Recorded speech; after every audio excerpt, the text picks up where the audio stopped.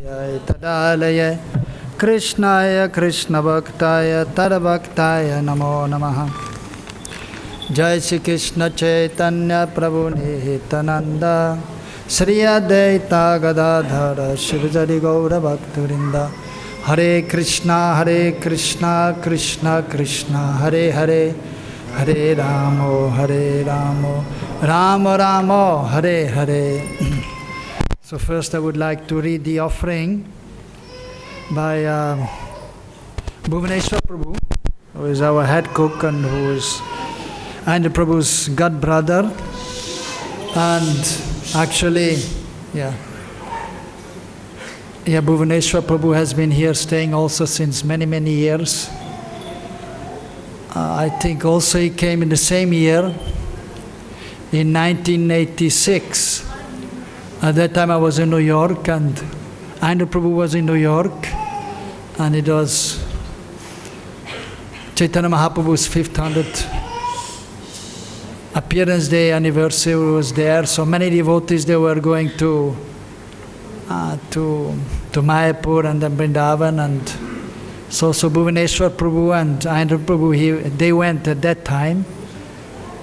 And so Bhuvaneshwar Prabhu, he had come through New York, and then he came here and he was staying, and he has been staying in Vrindavan since that time, same as Ayendra Prabhu, since 1986. And and I came a little later, a few months later, and actually Bhuvaneshwar Prabhu had also a friendly relationship with Ayendra Prabhu, and so they used to sit together, talk together, and myself also. And so here I read the offering by Bhuvaneshwar Prabhu. Dear Ayendra Prabhu, please accept my humble obeisances, all glories to Srila Prabhupada. Well, here he's writing. We came to Vrindavan at the same time and stayed in the same room. You had few possessions only one trunk for your sound system and one trunk for your Gonitai deities. You had plans for making a traveling bus to do Harinam and preach. Somehow you cast your design, so by Krishna's arrangement you decided to stay in Vrindavan and revive the 24-hour kirtan that Srila Prabhupada wanted. We will always admire you for your service attitude and strong determination. No project was too big for you. What you started was all out, 24 hours, until your clock did not have any hands. You worked tirelessly 24 hours a day.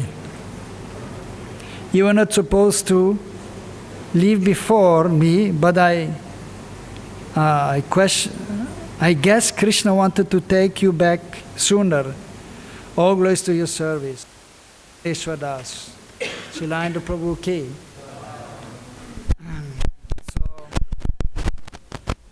So I was also very fortunate to have a lot of association with Ayendra Prabhu.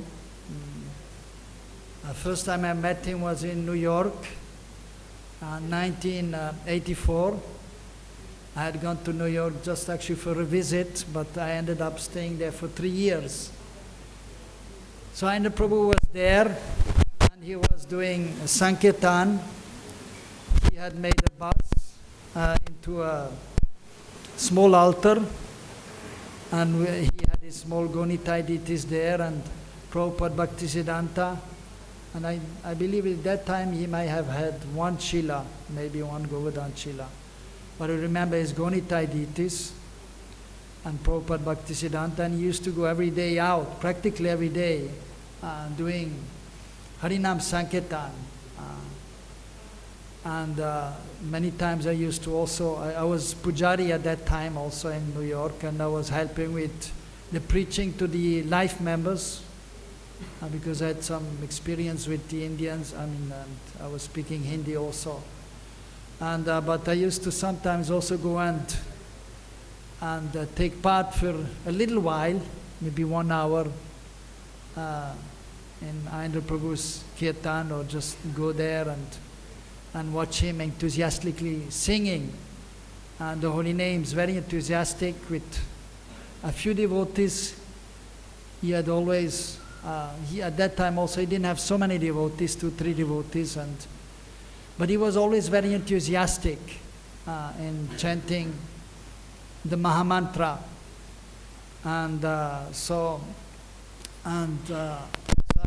right from the beginning, I very much liked him, and I had a friendship relationship with him. Of course, he was senior to me and in years, in position and understanding, spiritual understanding, realization. So, but I was, and he was very actually kind, and so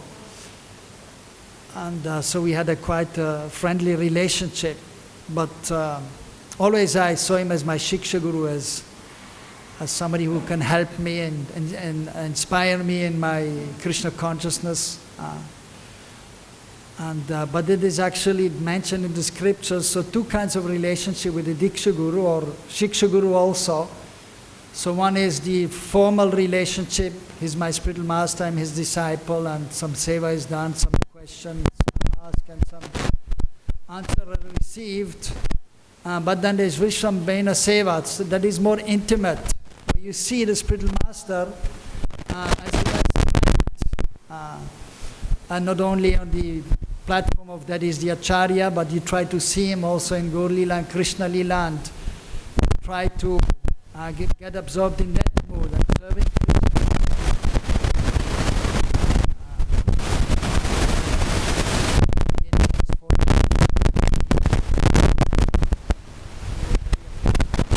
So we had a close relationship. And there in New York there was one other devotee who was also close.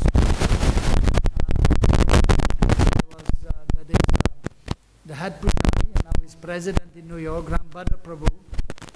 So, and we used to sometimes sit together, speak together, and so it was always very enlivening in this association. And one thing which also very much impressed me at that time already was his observance of Chaturmas. He was performing Chaturmas, and a very austere. So at that time, I saw that also one time he was doing this Chandrayan Chaturmas. That is, it is starting from the full moon, the first day of Chaturmas, and then it is going down to the new moon, and then of course the new moon to the full moon. Again it is increasing.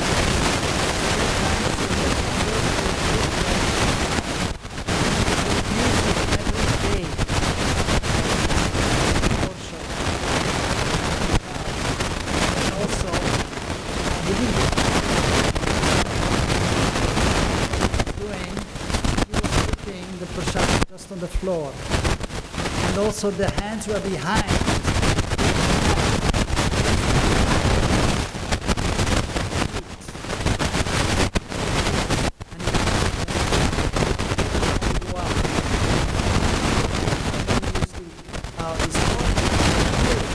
If he's going out, that's it, you cannot eat more. Only going out and then you eat. So very austere. So he was doing that, and extremely austere. Just khichdi, rice and dal. As far as I remember, no salt, no spices. And so he was doing that. So that was very impressive and very amazing. And still he was doing his seva, going out.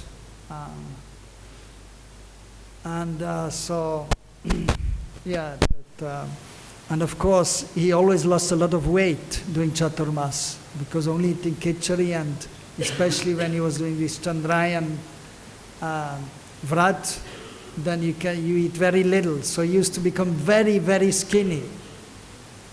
But then after Chaturmas, then the last day, so he was taking prasad, feast, and then because the body needed some more substance, he was eating very nicely for a few months, and very quickly he became quite chubby again. very chubby, and so Brahman belly was there, and yeah, so, and then again next year the same thing, starting Chaturmas, becoming skinnier, and then end of Chaturmas extremely skinny, and then again taking prasad, and after a short while again becoming quite chubby. So but then so that was 84, 85, and then 86, then he came to Vrindavan. And then, as we know, as we have heard, so he wanted to go out and do Harinam with the bus, same as he was doing in New York. And but then he was not able to do that, and he decided to start a 24-hour kirtan. So it was in 86, I think it was 86, the same year.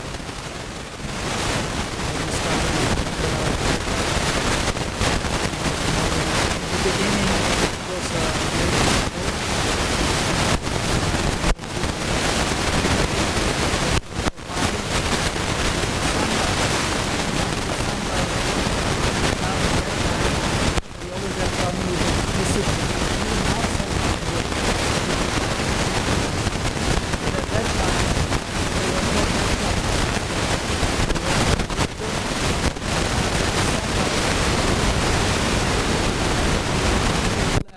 was going out of the Gurukul, all the teachers and the students, so they had a generator, but they didn't start the generator most of the time. Many times there was no electricity, so especially the Western system, it was very difficult to stay.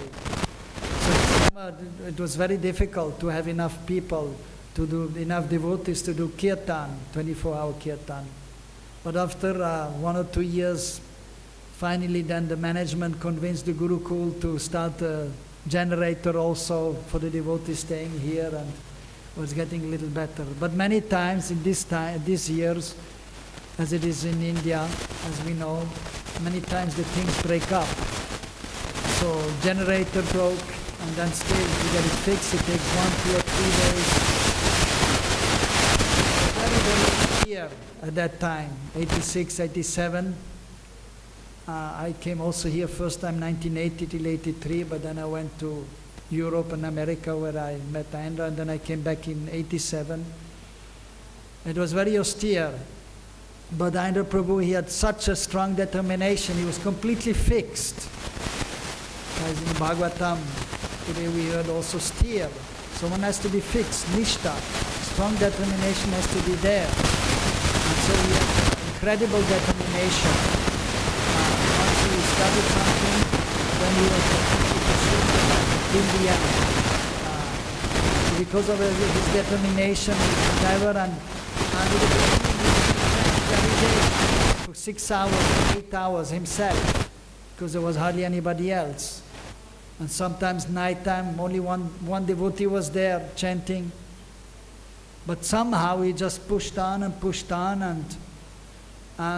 so in the beginning, not so many devotees, even for the management side, practically no help in giving man or also in getting money for supplies for whatever he needed. It was very difficult, but somehow he just continued, and then because of his sincerity, because of his seriousness, because of his endeavor, his determination, and his love for Prabhupada and the deities, then he was ultimately successful, and then more and more devotees came and joined and helped, and so then he was able to, to very nicely do that. And then later on also, so he was actually even coming on the altar, and for some time he was dressing Radha Shyama Sundar. Actually, before I became head pujari, before I joined DT department, that was maybe in when was it, 89 or 89, so he was actually for maybe 9 months he was dressing Radheshyam. But then because his dressing was always very, very special at that time also, And as we know, he's a Rasik Vaishnav, always absorbed in Radha Krishna's pastimes. And so that was showing in his mood of dressing the deities. And so one time, so many times devotees, they were a little bit apprehensive, especially senior devotees. Well, you should just stick to Vaidhi Bhakti. And one time, so as we know in Radha Krishna's pastimes, many times the gopis, they steal the flute, Krishna's flute. So one time the curtain was opened, and I was there fanning the deities, and so Krishna didn't have the flute. So when we dress the deities and we teach others, we always tell two things always must be with Krishna. One is the flute, and one is the peacock feather. That should always be on the deity of Krishna. So the curtains were opened. Krishna had the peacock feather, but there was no flute. Everybody shouting, "Hey, where is the flute? Where's Krishna's flute?" And then Indra was there smiling and fanning, and then we could see in Radharani's hand the flute. Radharani had stolen the flute. So the devotees in the same mood as Indra, so they were very happy. Wow, wonderful, very nice. But then the strict Vaidhi Bhaktis, the management, what is this nonsense here? Krishna has no flute, Krishna should have a flute. And they chastised him like anything. And then, so then the next day, and as we know, Indra Prabhu, he always, he developed very nice technique of dressing the deities and hanging the chadars in a very nice way, like Krishna is dancing, and very expert, very artistic. But then the next day, because they had chastised him so severely, so then the deities, they were very simply dressed, and the chadars, they were not hung, they were just down. So I could just understand he was a little bit frustrated. And actually then he came to me, because there were many times on his case, and because I was together with him in New York, so he knew me very well, and I was dressing Radha Govinda there. Then he told me, "Why don't you dress the deities?" And somehow I was in the Gurukul, and was a little difficult also there, and I had just gotten married, and then I thought, well, maybe I should go back to deity worship, because I liked that very much. And then I dressed Radheshyam, that was in 1990. So, and then, so I was doing that maybe for 1 year, and then I felt, well, it would be nice if Indra Prabhu could come on the altar again, and then I had become head pujari also in beginning 92, and then, so then I asked him to come again on the altar and dress Radheshyam. First on Sunday only, but because I had more and more responsibilities in overseeing deity department, and then also doing yagyas for many devotees and teaching, and so then I asked him to dress also Saturday, and then so for maybe from 93 or 94, then till he left, he was dressing mostly Saturday and Sunday. And on festival days, we used to also dress together, and he was dressing always Shyam Sundar, and I was dressing Radharani for every festival till he left. So then, of course, we had a very close association, and many times we used to go to his room, and we used to discuss. Of course, what we were discussing, only two things. One is Gaur Katha, Gaur Lila, about Mahaprabhu and Sankirtan. Otherwise, second topic was about Radha Krishna and their pastimes, nothing else. So, only sometimes a little bit, he was maybe dissatisfied with the management or the GBC's resolution, or so then sometimes some talk was about that also, but not so much. Mostly they're just only Katha, and and many times I had questions I used to ask him, and then so then the answer was there, and usually the answer was very elaborate. Sometimes 1 hour, 2 hours, 2.5 hours answer to the question. So non-stop, he could speak non-stop about Krishna and his pastimes. So then later on, sometimes I was thinking twice, well, shall I now ask a question? Because I have other things to do. But still, many times he used to go, but sometimes then later I had to excuse myself. Indra Prabhu, I have other things to do, I'm very sorry. So, of course, later on there were more and more devotees also coming and joining him and helping him and taking shiksha from him. Then many times then I didn't bother too much to go to see him, because others, they also needed some nourishment. And I always had a chance Saturday and Sunday when I had questions, when he used to come on the altar, then sometimes I used to ask that time. And also at that time I knew he couldn't take too much time because he had to concentrate on dressing the deities, so it was short.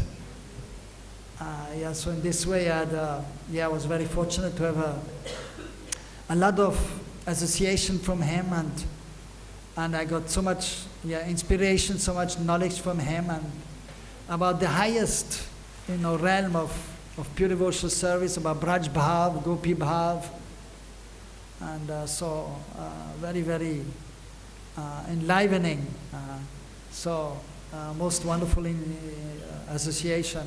So as explained before, that so Vishwambena Seva, so that is the best relationship, is when you have an intimate relationship with the spiritual master, be it Diksha Guru or Shiksha Guru. So I was, one time I offered my obeisances to him, and he said, "What are you doing? Why are you offering your obeisances? Sit down." So he was not into these formalities. So just be real, we are friends and we're discussing about Krishna.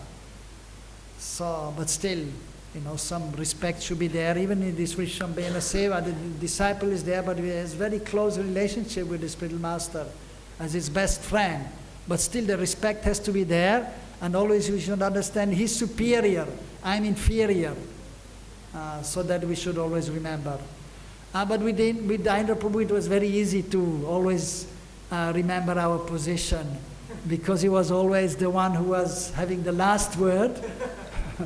And he was very strong in his preaching and in his presentation and in his many times his chastisement. Of course, a pure devotee, a great devotee, is soft like a rose. He was very soft, very loving, but many times heavy like a thunderbolt.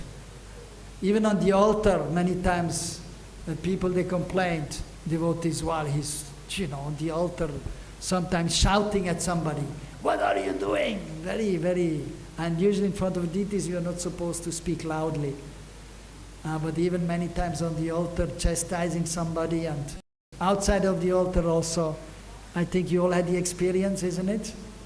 Very heavy. One time, during Kirtan, actually there's a recorded Kirtan, I still have the record also.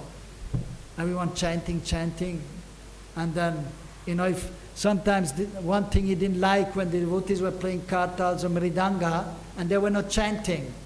Always used to say, chant. You play mridanga, but you should chant also. You play kartal, and you chant. And then one time, so he was saying, this there on record, I still have it also. Chant, or I kill you. Wow, I was thinking, wow. So that was in front of the deities. I don't know who it was. But it is there. I still have also that,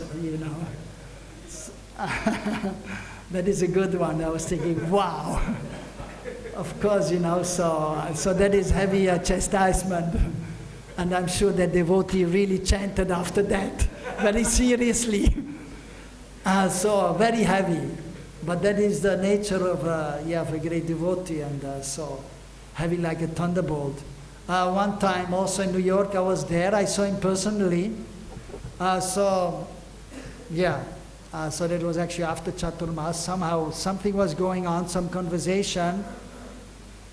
And then he was so upset with one devotee who didn't follow, he took his Brahman thread. And he was just saying, "I'm cursing you!" And he broke his Brahman thread. Haribol. One time that was after Chaturmas in New York, just outside the temple, I was there. He was one devotee was not doing exactly what he wanted. So he took his Brahman thread and he cursed him. Of course, when a pure devotee is cursing, like Narada, he was cursing the Nalukuvera Manigriva to become 3. So that is a blessing. So if a great devotee is cursing, that is a blessing also. So he took the Brahman thread and he uttered a curse to that devotee and broke his Brahman thread. So in the beginning, very heavy. So anyway, so yeah. Of course that was a blessing also, but still he was really like a thunderbolt. I can't remember what he said.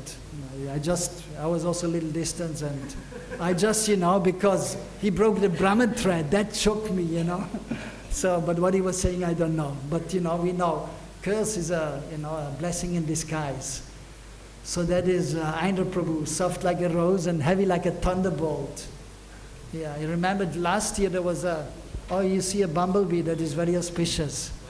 A black one, yeah. Jai, Krishna bumblebee, coming to listen about Indra Prabhu, yeah. So it's very auspicious if a bumblebee is coming, sometimes coming on the altar or some ceremony, or here is a ceremony. So when a bumblebee is coming, it is very auspicious. As we know in the Srimad Bhagavatam 10th canto, so the Uddhav came just to learn about the Brijabasis and especially the love of the gopis, and then so he understood that he's very insignificant, although before he thought he's the greatest devotee of the Lord, most intimate, and he was very confidential friend of Krishna, Uddhav. But when he came to Braj, he understood that my devotion is nothing in comparison to the Brijabasis, to his friends, to his parents, to the gopis. So then the gopis were there when Bumblebee came, and Srimati Radharani had some conversation with the Bumblebee. So Bumblebee is very auspicious. So, yes, so we are talking about Indra Prabhu. So, and that means we're talking about Sankirtan, we're talking about Chaitanya Mahaprabhu, we're talking about Krishna, so that is very auspicious. So, yes, so of course there are so many things more to say, but I think I should not keep it too long. We have till 2:30, so I can speak 5 minutes more. So he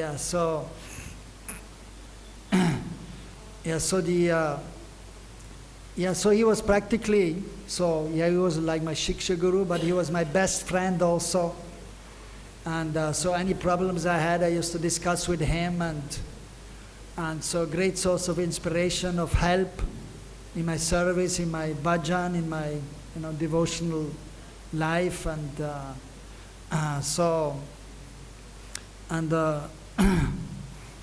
yes, and whenever, so he was so very much fixed in chanting the holy names and in worshipping deities. Like his deity worship was also extraordinary. How he was fully absorbed in worshipping his deities, and then after so many Shilas came more and more. Now at the end he had 2,000. And he used to have some devotee also sometimes reading the different scriptures dealing about Radha Krishna's pastimes, like Govinda Lilamrita, Krishna Bhavanamrita, and he used to be completely absorbed in his deity worship.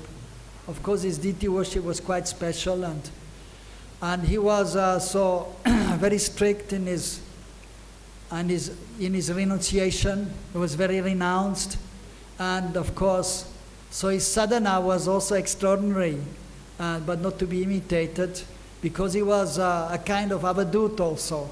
Avadut is one who is advanced spiritually, but is not always following the rules and regulations of the scriptures very strictly. And Indra Prabhu also, so he used to sometimes not be very strict in many ways in regards to sadhana bhakti, even in regards to deity worship. So he used to sometimes wake up his deities in the evening and then do his deity worship for a few hours, feed them something. It was till 1 o'clock, 2 o'clock at night. And then he used to not eat anything whole day. And then at 2 o'clock he's eating something, whatever, and then putting the deities to rest. And so upside down program, very transcendental. Avadut, like an avadut. So very amazing, but fully absorbed in whatever he was doing. And so he was very artistic, and so therefore he was able to dress the deities very nicely. And even how he did the brahmacharya ashram that is simply extraordinary and very exemplary, very humble, although very exalted and strong, but still he was soft and pure devotee is very humble. And he has actually pakva, dainata, ripe humility. In the beginning somebody may be humble, Prabhu, Prabhu, but it is only external, not from the transcendental platform. But Narendra's was transcendentally humble. So therefore what he was doing even, so he was, many times he saw the bathroom is not clean. And nobody was there to clean the bathroom, because nobody can really be so humble and clean the bathroom. But he himself, he used to do that and set the example and clean the bathroom himself and organize that some of his men and other devotees also clean the bathroom. So very exemplary, amazing, and so fully absorbed in chanting Harinam, in worshipping the deities, and of course associating with the devotees and studying the scriptures, and even sometimes he used to give class, very enlivening, 2 hours, because we know the class is usually 8 to 9, but he used to speak 9:30, 10 o'clock, then sometimes 11 o'clock, sometimes 12 o'clock, 12:30. So, and of course then many times it was a little bit above everyone's understanding. So too rasic, and so that many times then they didn't ask him to give class again because it was too long and too rasic, too much exalted topics. Then only occasionally sometimes they used to ask him to give class. So because he was absorbed transcendentally, so he was able to speak and speak and speak without end. And of course one other thing which is very important is, as we know, Panchanga Mahatvapurna, Panch Mahatvapurnang. So first of all, Guru Padashraya is there, we take shelter of the spiritual master, and he was fully dedicated to the lotus feet of Srila Prabhupada and following his instructions. And one time he told me also that one time he met Prabhupada, of course initiation, and one time he saw Prabhupada, and so then I think he came to his temple and they were chanting, and Prabhupada looked at him and I think he said very nice or something, encouraged him, Jai, or he just said Jai, yes. And just encouraging, and Ayana Prabhu felt, yes, I should simply chant the holy names. That should be my main seva. So he was fully dedicated to Srila Prabhupada, to the deities, and actually first you must have faith in full faith in the spiritual master and be fully dedicated to the spiritual master, nishta for the spiritual master. Then it is possible to have the same nishta for Mahaprabhu and Krishna. So that was there. And then he was following Pancha Mahatvapurnang, so he was fully absorbed in Krishna Kirtan, which is most important limb of devotional service. Bhagavad Shravan, hearing about Krishna, Priti Purvak, Murti Seva, he was absorbed in lovingly serving the deities, Sadhu Sangha, so that was there also, and stressing. And then Dham Vas, so he came here and then he decided to stay here till the end of his life, and only very rarely he left. In the beginning, before he had the citizenship, so he had to go sometimes to Nepal to get a new visa, but then a few times he went to Delhi for some kirtan, but not very often, and he was not so eager to do that. Rather his mood was everybody should come here and chant here. And that is even the great devotees, even as we know, the Goshtyanandi are there and Bhajananandi. And so Goshtyanandi is the preacher, he may go all over the world. The Bhajananandi is the one who is staying in one place and simply doing bhajan. But ultimately, from the transcendental point of view, there is no difference. The Goshtyanandi, the preacher, is also one who is doing bhajan. Because if you're not doing proper bhajan, you cannot preach. And same, so the Bhajananandi actually, he's also the greatest preacher, one who is truly doing bhajan and doing bhajan with love. Then by his actions he's preaching also. Or he may just say a few words and there's his preaching. So he was staying here doing bhajan, but he was also the greatest preacher, as we have experienced. And so his faith for Vrindavan was completely pure also, and he encouraged many devotees to stay here and dedicate their lives to Harinam Sankirtan or just staying in the holy Dham. And sometimes for some things, sometimes I had to go out, but many times he's saying, "Why are you going out?" I said, "Well, Prabhu, I have to go out. I should just stay here." So a few times it happens, but still, sometimes I had to go for some preaching or for some personal work also. And even one time I had a transcendental argument with him. And then so he was saying, because whenever I used to go out in the beginning, he has to tell, "Prabhuji, I'm going away for 2-3 weeks." And okay, and then in the beginning, when I didn't have some trained up devotees, then at that time he was serving again every day, Radhishyam, while I was gone.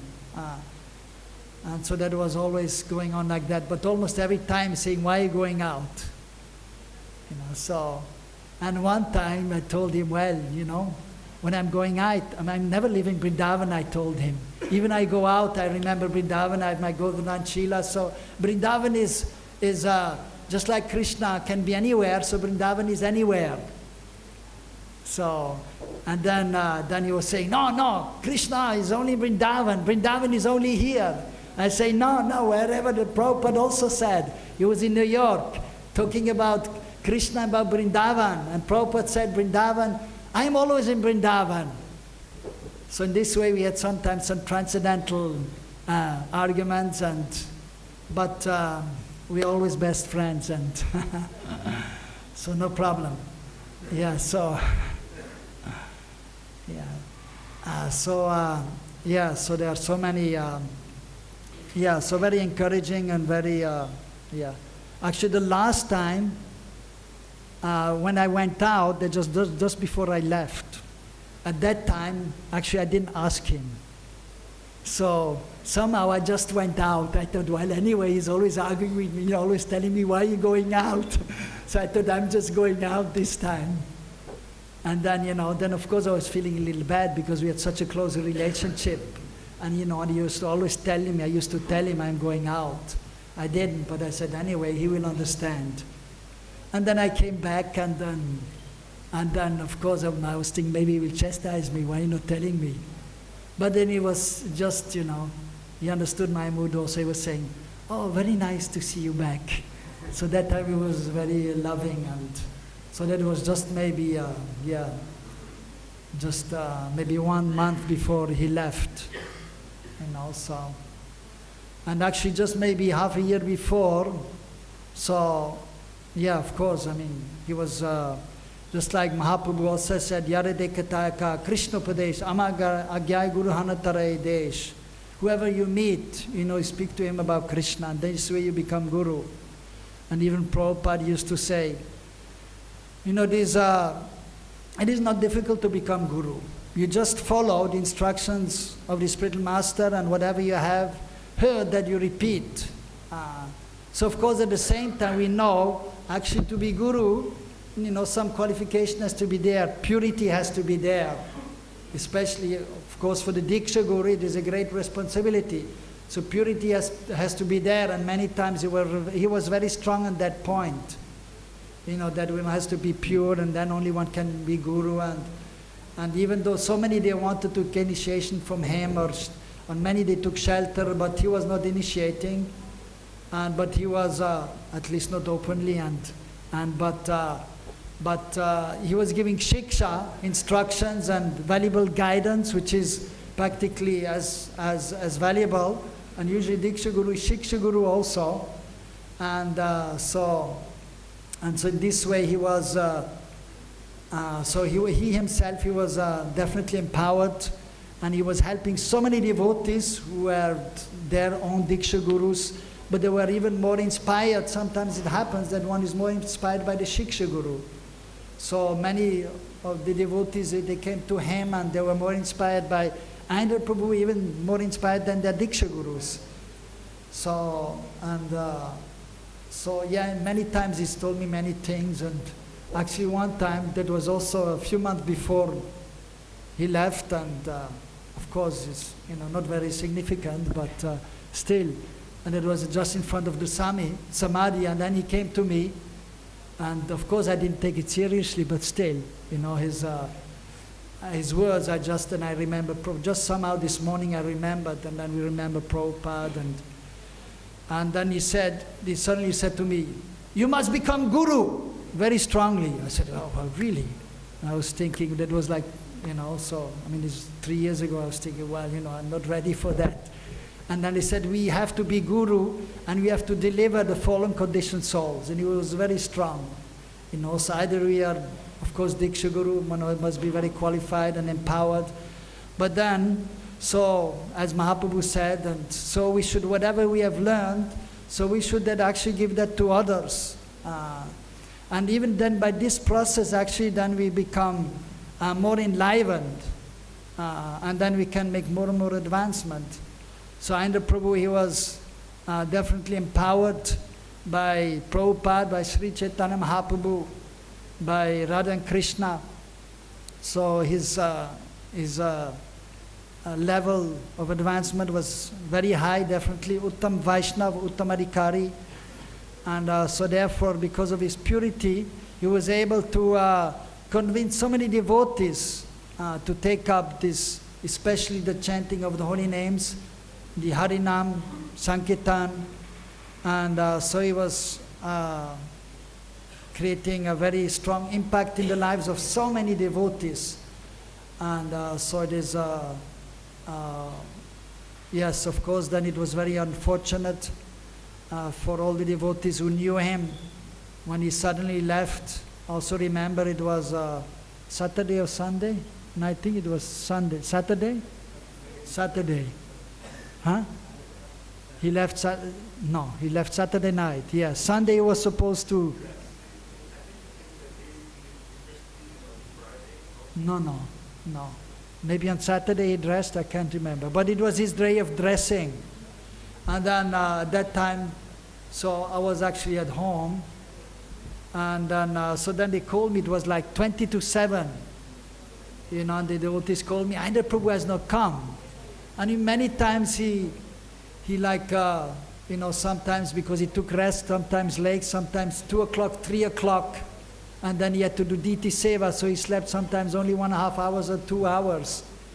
So it was not unusual that sometimes he was late in getting up.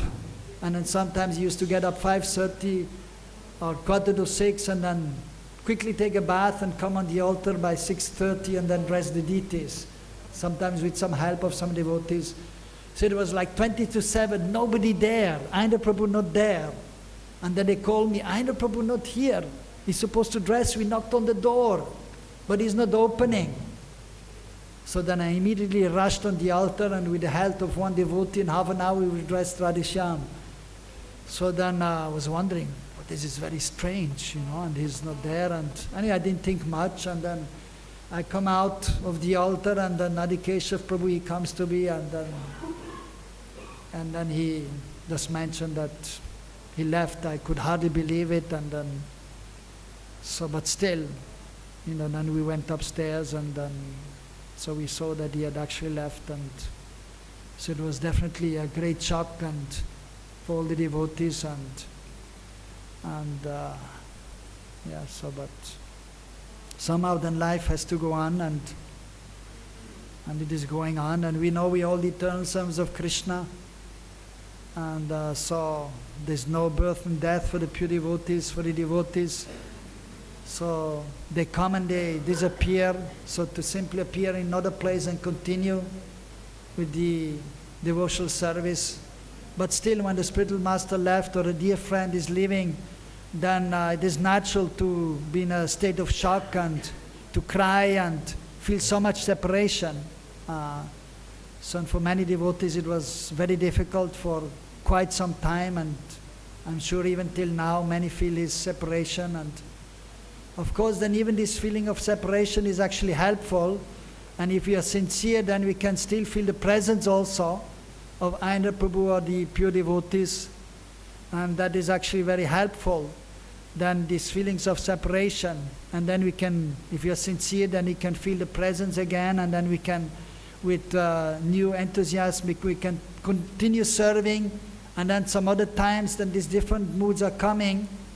So Sambhog, the meeting, feeling connected to Krishna or the spiritual master or the friend, Ayendra Prabhu, and then sometimes feeling separation, or we may even sometimes cry.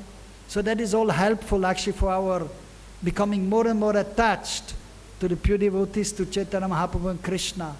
And this is increasing actually eternally. We can see in Radha Krishna's pastimes, Radha Krishna, they are eternally together, but they perform these pastimes. Also Vipralamba Bhav, Viraha Bhav, that there's some separation there, and that is augmenting then the milan, the meeting, the happiness of the meeting. It is mentioned in the scripture that before the separation, so there's some transcendental pleasure, but after the separation, Krishna Krishna ya Buddha Shamade Satsuru Buddha Satsumti Namini Satsuru Buddha Namini Mitam Saru Buddha Namini Mitam Namini Krishna Krishna Krishna Buddha Shamade Namini Siddham Namini Krishna Namini Sabhya Namini Tajam Sarvasakya Bhakti Vedanta Swami Namini Namaste Saraswati Devi Bhagavan Sarvati Namini Namaste Namini Jai Krishna Chaitanya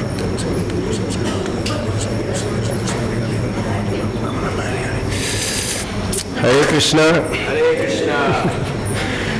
So I know that there's devotees that have spoken in the past, and devotees that have not been able to have the opportunity. So I'll try to keep it very short. His Grace Mukundadatta Prabhu was mentioning some things, and he's also mentioning about the bathrooms. Ayendra Prabhu explained that Prabhupada came in his dream once and was complaining that nobody is cleaning the bathrooms. And this is an ongoing problem. If you go to the back of the guest house, you can't even go inside because of the smell. And you can go into the Govinda's restaurant, but that's a shared. It's like uni things. It's men and women. It's a little strange. You go into the bathroom and there's no men or women. It's all one. And so it's an ongoing problem. What to speak of in the ashram, up in the Gurukul, maybe they clean it once a day. I don't think so. Maybe they do or whatever, but it's an ongoing problem, especially in India. Previously, there's always water shortages. Mukundadatta Prabhu was talking about electric shortage. There's also water shortages and like that. And there's one Indian devotee. His name is Radha. I forgot his name, but he's a Prabhupada disciple, and he came to Vrindavan. I guess this is 40, maybe you know who he is. He's, maybe not. Anyhow, he joined way back, and apparently he was some kind of Mayavadi. So when he joined, the management, they asked him, you do kirtan and you clean the bathrooms, like that. And they would make fun of him like that. And so apparently he was part of the 24-hour kirtan also. But anyhow, I don't know exactly when this was. There's a Back to Godhead magazine article written by him about how he came to Krishna consciousness.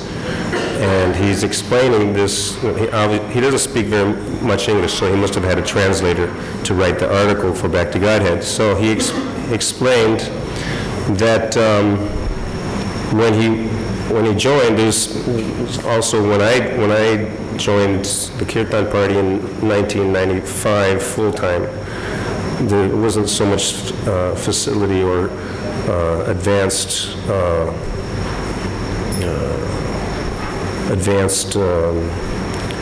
what do you call it, supplies.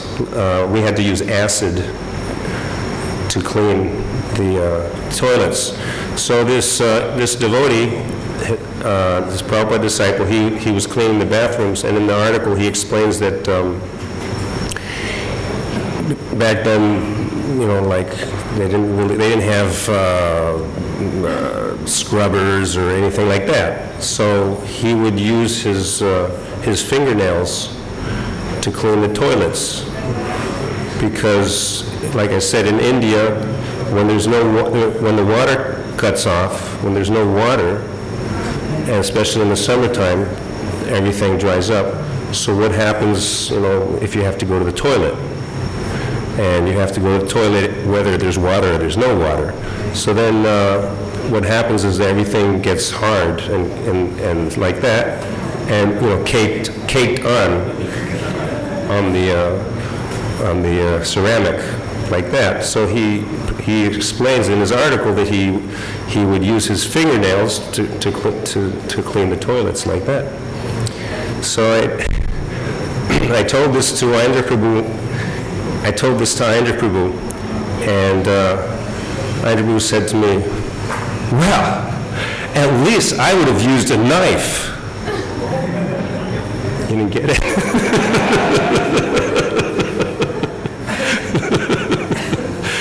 When I joined, that was the bathroom test. For anyone who wanted to join the 24-hour kirtan, they had to go through the bathroom test. Because Prabhupada told Indra Prabhu in his dream that nobody's cleaning the bathrooms. So one of the policies that Indra Prabhu still enforces is the bathroom test, especially for devotees that are not really coming to serve with a sincere motive. They may be trying to just get any service so that they can eat and sleep and live in the temple like that. So the bathroom test was the enforced policy. And when I applied for service in the 24-hour kirtan, I thought I was going to go knock on his door, and he would let me in the room, and he would interview me, and then he'd either say, you can join or not, or whatever, like that. So then I applied for 24-hour kirtan in employment, and then when I left, after I left his room, then I don't know if I had a watch. I looked at and the whole thing was like more than an hour, and I said, I was like, it was sort of like I didn't know whether it was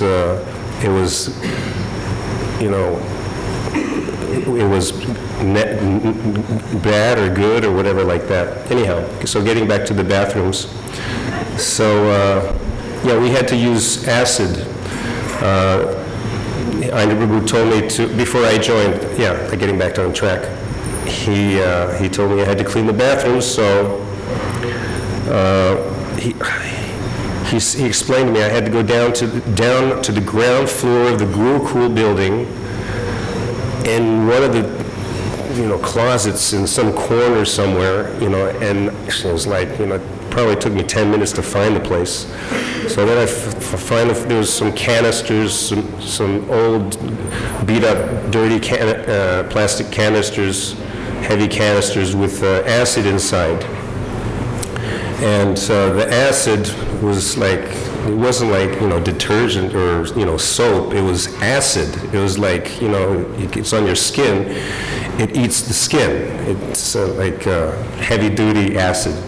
So the way the only utensils, like I said, there was no scrub brushes or anything. So the only utensils at the time, and maybe like that, were the Indian broomstick. There's two Indian broomsticks. So there's the soft jaru, and then there's the hard bristle, like that.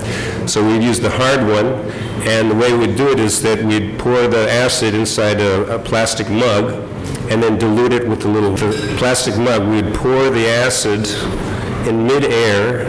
We'd catch the acid in midair onto the broom, and then very quickly we would like clean all the crud and all the dirt and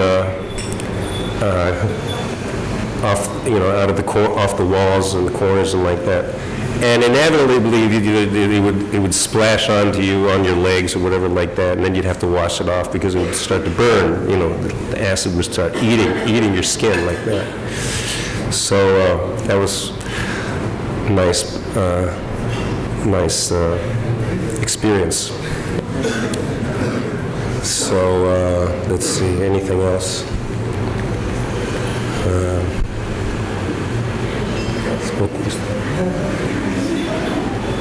Okay, so then if there's no any questions, then we can move on. Yes, okay. Keshav Prabhu has a question. I only did it for maybe a few weeks, I think. Like a few weeks. Haribo. And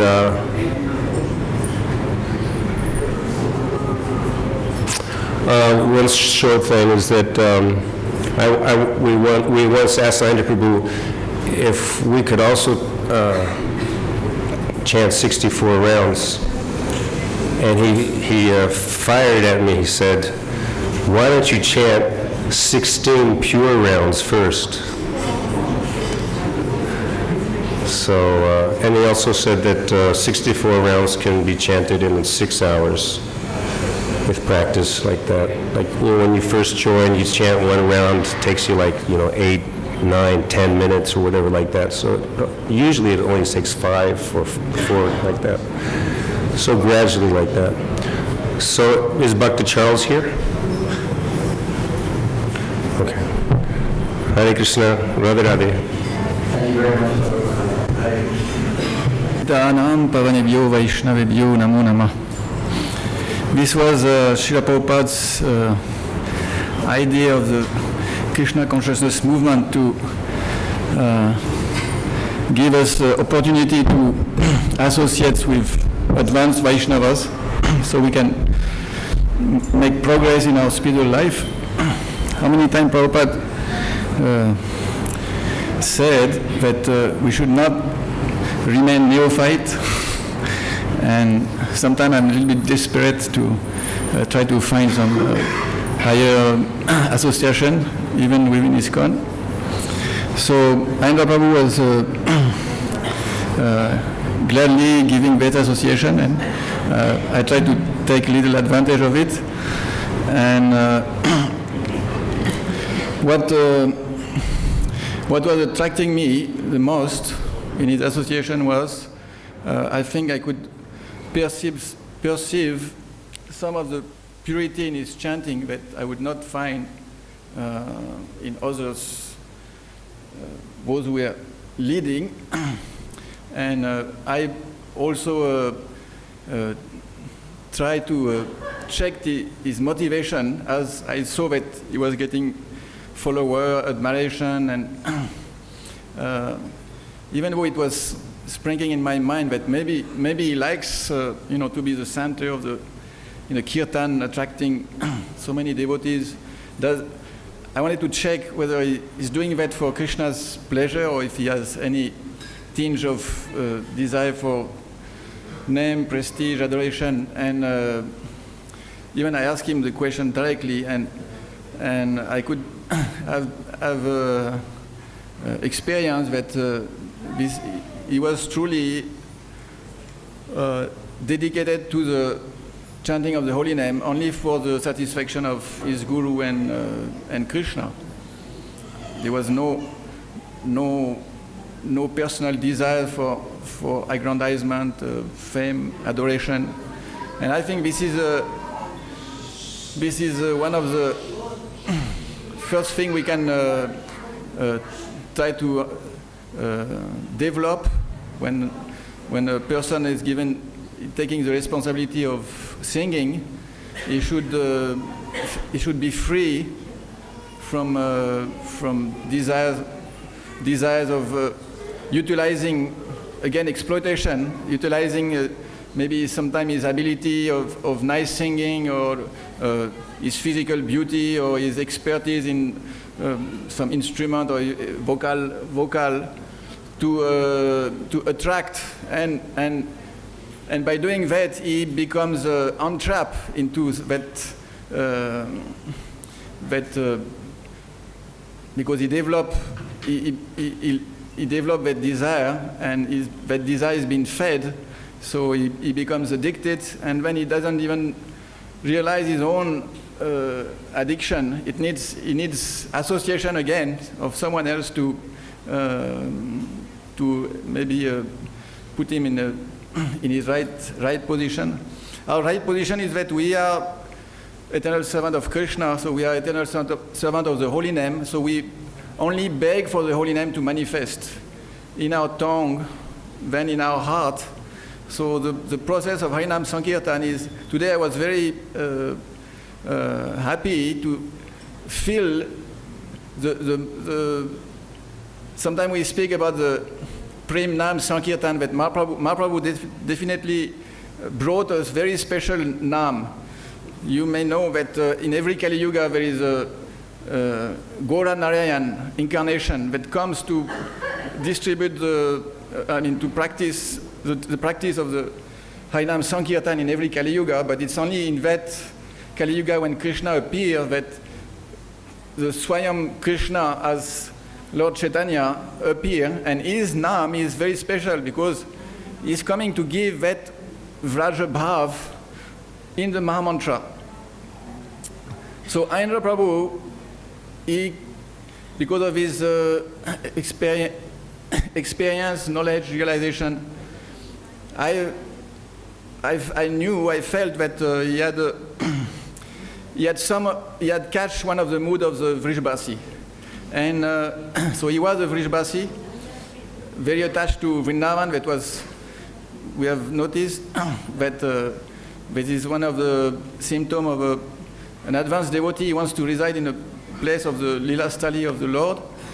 And not only that, but it was going through his kirtan. And today I was very happy to note that there was a kind of reminiscence of that atmosphere today among the kirtan. So that's the name that Ayendra Prabhu brought.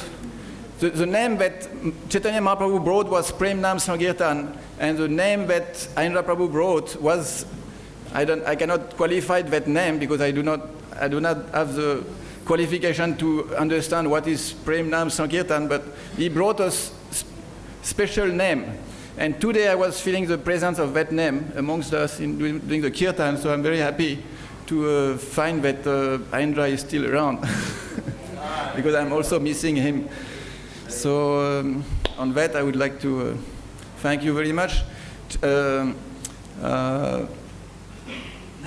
Bhaktivinoda Thakur in Jayavardhama, he mentioned that any Vaishnava association that we get is due to us by the accumulation of a certain number of Bhakti Sukriti points. And so it is true that it is Krishna who will reward us from our devotional attitude by giving us association. Sometimes it's a love matra, sometimes it's a moment, sometimes it's many years of association with an more advanced devotee than us. so that we make progress in our spiritual approach to Radha and Krishna and the holy name. Thank you very much. Shalakaya chakshulam militam yenam tasmai Sri Guruve Namaha.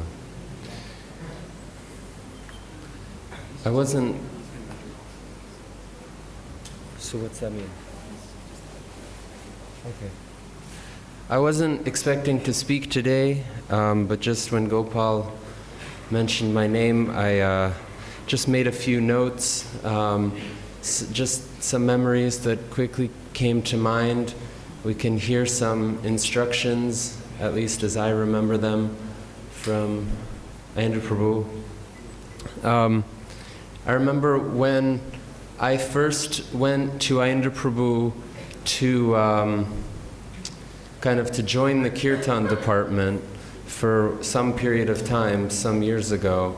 There was one conversation we had that was kind of like our first long one-on-one conversation, which isn't exactly a conversation. It means more like he's speaking to me. And just a few really sweet things I remember from that. He was telling me basically about his mission in the 24-hour kirtan, what it is that he's trying to do, to give me an idea so that I could kind of get on board with what his program is. I remember he said, my style of kirtan is a mix of Bengali style kirtan and down-home stomping Braj Bas kirtan. And I said, what? And he said, down-home stomping Braj Bas kirtan, which actually is inimitable. And I said, what? And he said, inimitable, it means you can't imitate it. That was one thing he said. He, in later years I heard him use the term, he's trying to create a transcultural experience. That's something I only heard him talk about kind of in the last few years. But just at that time he was saying how, even though I'm a Westerner, I've tried to adopt the Occidental style, or like the Indian style.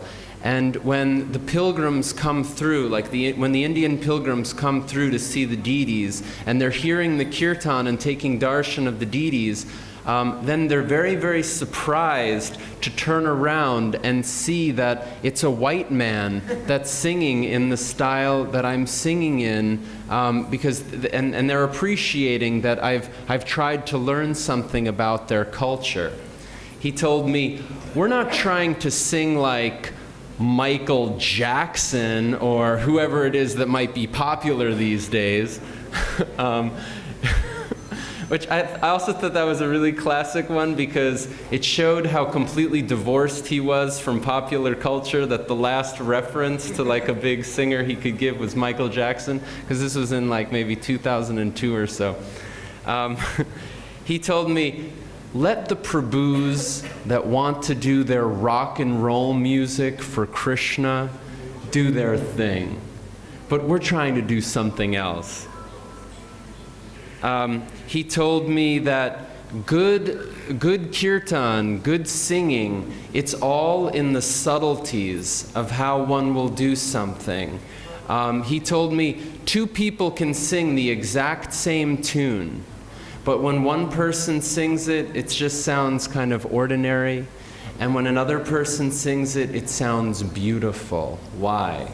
It's all in the subtlety and the nuances of expression. And I feel, more and more and more as I listen to the recordings of Ayendra Prabhu, I'm just appreciating the depth of emotion, the depth of subtlety, the bhav which he sings the kirtan, the way he sings it. We're hearing many devotees, with all respect, we're hearing many devotees, that like to try to follow his style, but who's catching all of those, the beauty, the subtlety, the way he'll cry on a note, and the bending, the pitches, and it's, anyway, he did something very beautiful. There was one time he was a little frustrated with the mridanga playing in his kirtan, and at that, that was another good comment. You know, I told him I wanted to take mridanga lessons, and he said, yes, that's okay, but if you really want to learn mridanga, then in addition to taking mridanga lessons, you should also join the 24-hour kirtan party. Otherwise, it's like memorizing Bhagavad Gita shlokas and not preaching. He said, you know, at one point he was a little frustrated with his mridanga player, and then afterwards, actually with Matsyavatar Prabhu, we were up in his room afterwards, and he was expressing that frustration, and he said, all my life I've had to deal with puffed up drummers. Before I was a devotee, I was in, you know, my rock band, and we had a puffed up drummer. And then I was with, you know, then this one was playing mridanga, this one was playing mridanga for me, and he was a puffed up drummer. He was just using my kirtan as an excuse to show off. And then I was with this one, he was a puffed up drummer. And this one, he's a puffed up drummer. All my life, puffed up drummers. I'm just telling you guys this because I don't want you to become like that. He said, it's so much better to just be a humble kartal player than a puffed up mridanga player. It's so much better to just it's so much better than to just clap your hands and chant Hare Krishna than to be a puffed up mridanga player. There was another time, you know, we talked about music sometimes. He said, we can never be proud that we are good musicians. He said, even the best musicians of this world are nothing compared to the musicians of the heavenly planets. And the best musicians of the heavenly planets are nothing compared to the musicians of Vaikuntha. And the best musicians of Vaikuntha are nothing compared to the musicians of Goloka Vrindavan. And in Goloka Vrindavan, the gopis, they are the best, most fine musicians. We can never be proud that we are good musicians. I don't know, just some, you know, these are a few memories I just jotted down. One time he was talking, he just said, you know, they hardly expect us to become perfect. I said, really? You know, as in like Krishna, Radha and Krishna, Gaura-Nitai, they hardly expect us to become perfect. I said, really? They don't expect us to become perfect? He said, no. They just want to see how hard you'll try.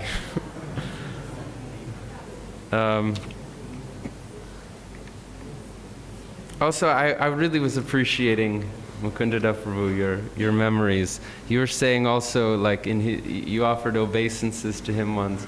There was one time I went to him, I think, you know, I had just come back to Vrindavan, I hadn't seen him for some time. And and what I remember was, I think it was Ekadasi, and he must have been doing whatever austerity he was performing, and he was just laying down on the ground in front of his deities, and I just went to him and I said, Prabhu, is there any service that I can do for you? And, because he was saying, you know, I know I'm supposed to, you know, do such and such a fast right now, but I'm just so tired and I just don't feel like it. And anyway, before I had to take some medicine and I don't even know what was in that pill, you know, maybe that even broke my vrat and I should just consider it's already broken. And, you know, and so, but anyway, but maybe, you know, medicine doesn't count and so I shouldn't be lazy and I should complete my vrat. He was talking like that.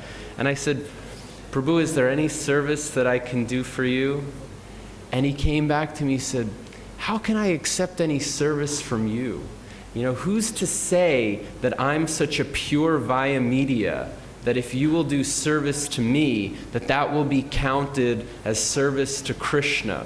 What if there's any impurity in me that I may enjoy the service that you're doing for me, or the service that you're doing, and then it's not that Krishna gets to enjoy that service, then I have to accept some responsibility for that service. I just don't want to take that risk, basically. So, and actually, different devotees have already spoken. Mukundada Prabhu was speaking like this. Ayendra Prabhu very, very clearly our senior in every way, but somehow he was just his quality, such a nice person, and he kind of, I felt, he wanted more like a friendly relationship. Although if we were speaking, if there was, a philosophical topic, if we're asking some question, then clearly, our role is to humbly inquire from a senior person. But then in so many ways, he enjoyed kind of having a, almost like an equal type of relationship, or like a friendly relationship, and he may reveal his mind. And a few more comments about kirtan. There was one time during the Ban Bihar festival where we went out on the Parikram Marg, and there was an ashram there. I don't even remember which one. But immediately the devotees, it was all like Bengali devotees, they invited Ayendra Prabhu in, and they immediately asked him to please do some kirtan. And at that time, one of their Bengali devotees played mridanga for Ayendra Prabhu. And immediately I was thinking, this should be interesting. I wonder how this is going to work out. Ayendra's very particular about how the mridanga playing is done in his kirtan. And I remember specifically there were several sections of the kirtan, like the way that he would play some of the tals was really in a very different way than they were doing it in the temple room. And I was just kind of like watching for Ayendra Prabhu's reaction, how's he going to deal with this? And I just remember Ayendra Prabhu had such a blissful smile. Like he would start with like the slow double beat, and then when he would kind of bring it to a crescendo in the second half of the mantra. So the devotee was playing that in a totally different way. But Ayendra just with this big smile, and he went with it. And then afterwards, after that kirtan, he said something I always really appreciated. He said, "Did you see how that man was playing mridanga? That's how you play mridanga." He said he was playing with so much feeling. He said just to master many beats cannot be considered as art. That can be likened to technology. But it's when someone will express, with feeling and with subtlety and with nuance, then that can be considered as art. He really appreciated that.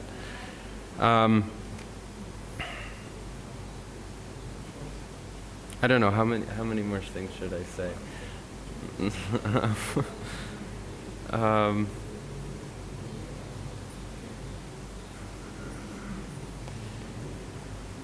There was one time I asked Ayendra like a question, something about the relationship between karma yoga and bhakti yoga, and to be honest, I still can't answer my question.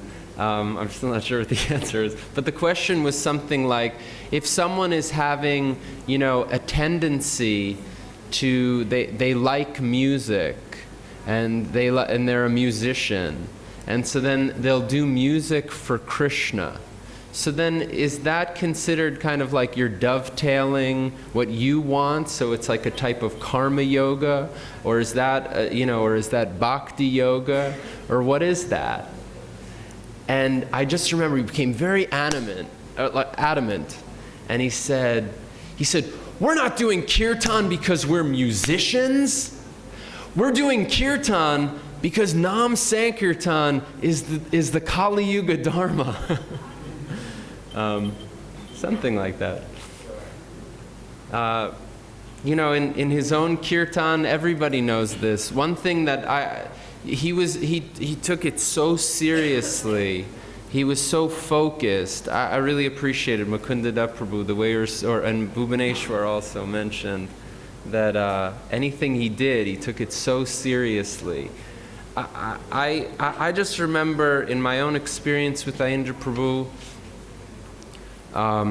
sometimes it can be austere to spend periods of time in Vrindavan, and for myself, I feel like I may go through periods of up and down. Sometimes I'm a little more enthusiastic, sometimes I'm less enthusiastic. And to do the Kirtan Seva, sometimes you can go through those types of hills and plateaus. And with Ayendra Prabhu, I just appreciated so much that just through everything, thick and thin, he came. Every time he would come downstairs and just give 110% in every kirtan and took it so seriously. And who's there and is it and making a show. It's like he transcended all of that, and just every time he would come down and be very, very serious.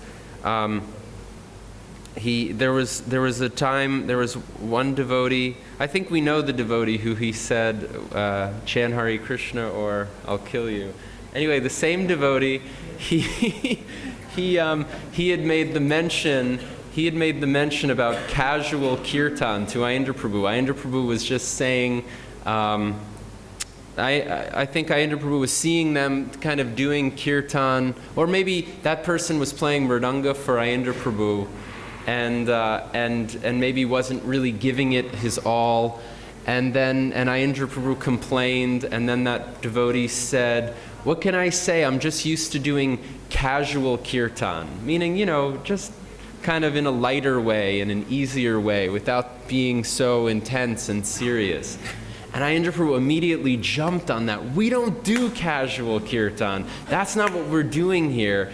And then, up on the veranda upstairs this one time, just with so much energy, they're talking about casual kirtan. That's not what we're doing, and I need everybody's help, and I need everybody's support, and like that. And I remember, and this was just a few months before he passed away.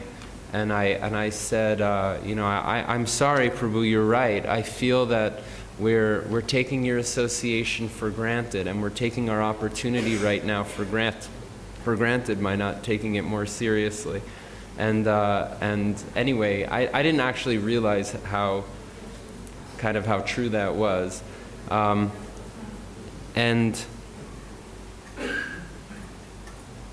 Yeah, so that kind of pacified him when I said that.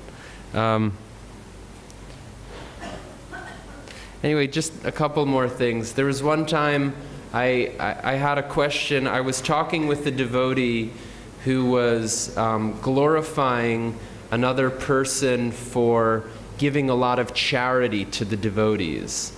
And that person was saying, what an incredible service that person is doing. That person is just going to be so rich in his next life. They're just doing so much charity. And so I had a doubt about that comment.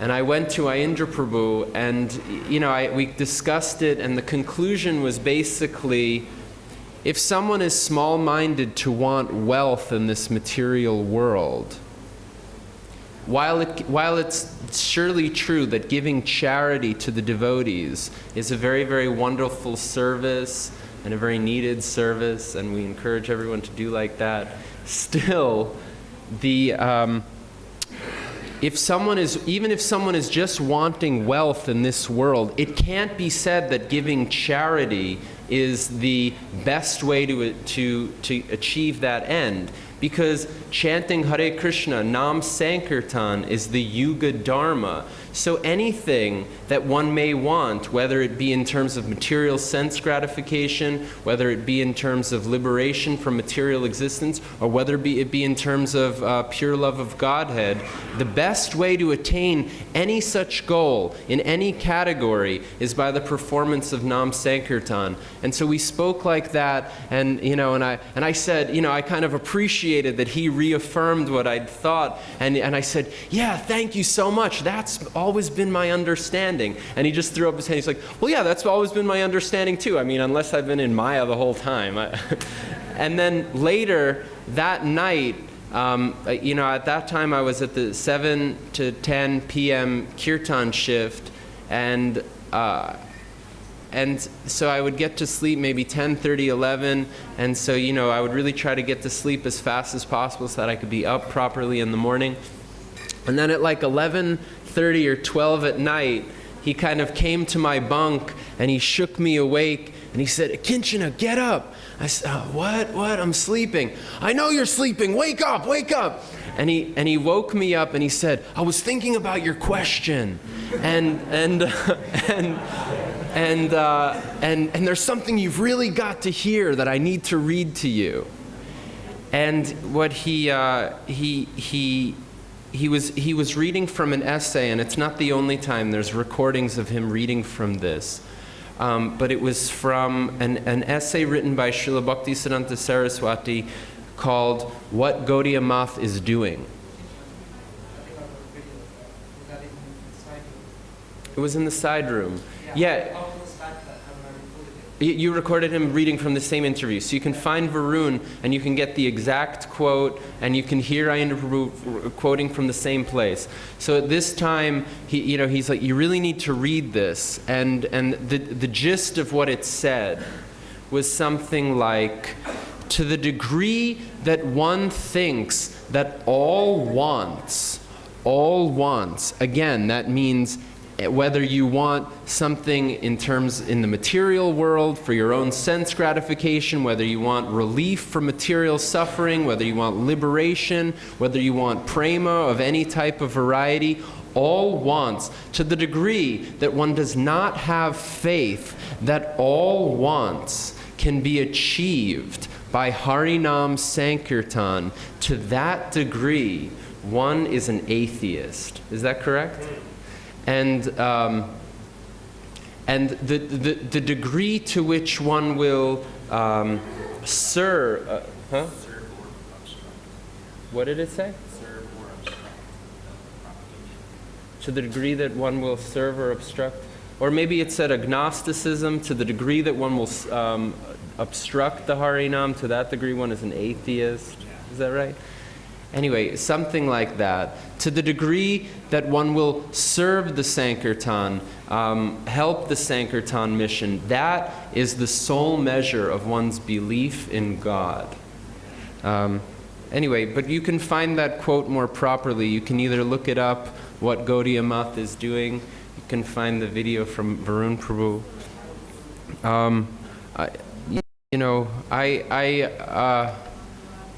It's very difficult I'm not really a public speaker. It's very difficult for me to really approach this with the right mind. Ayendra is very, very important to me. I think he's the best association I've ever had. I think he's the most important devotee I've ever known. I think the way that he preached to me was just uncommon, unlike anybody else.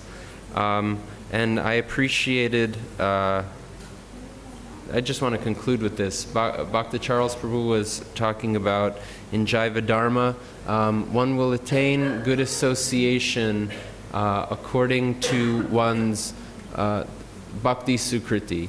If one will have done some devotional activities in the past, knowingly or unknowingly, then the fruit of that service is to get the association of the great souls. And we saw with Ayendra Prabhu, he was taking that type of thinking super seriously. He was doing his chaturmasya, he was doing his deity seva, his kirtan seva, his japa seva, his hearing of shastra, and so on and so on. So much with the view to attaining the krita punya punja, like it says in the Bhagavatam, the heaps and piles of pious activities that might ultimately result in the association of of the spiritual master, the association of Krishna. So I really appreciate him kind of teaching that. I really feel like I learned something very valuable.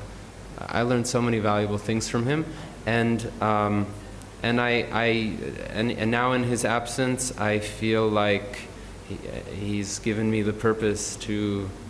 The only purpose I feel actually is we want to meet Ayendra Prabhu again. Hare Krishna, all glories to Ayendra Prabhu.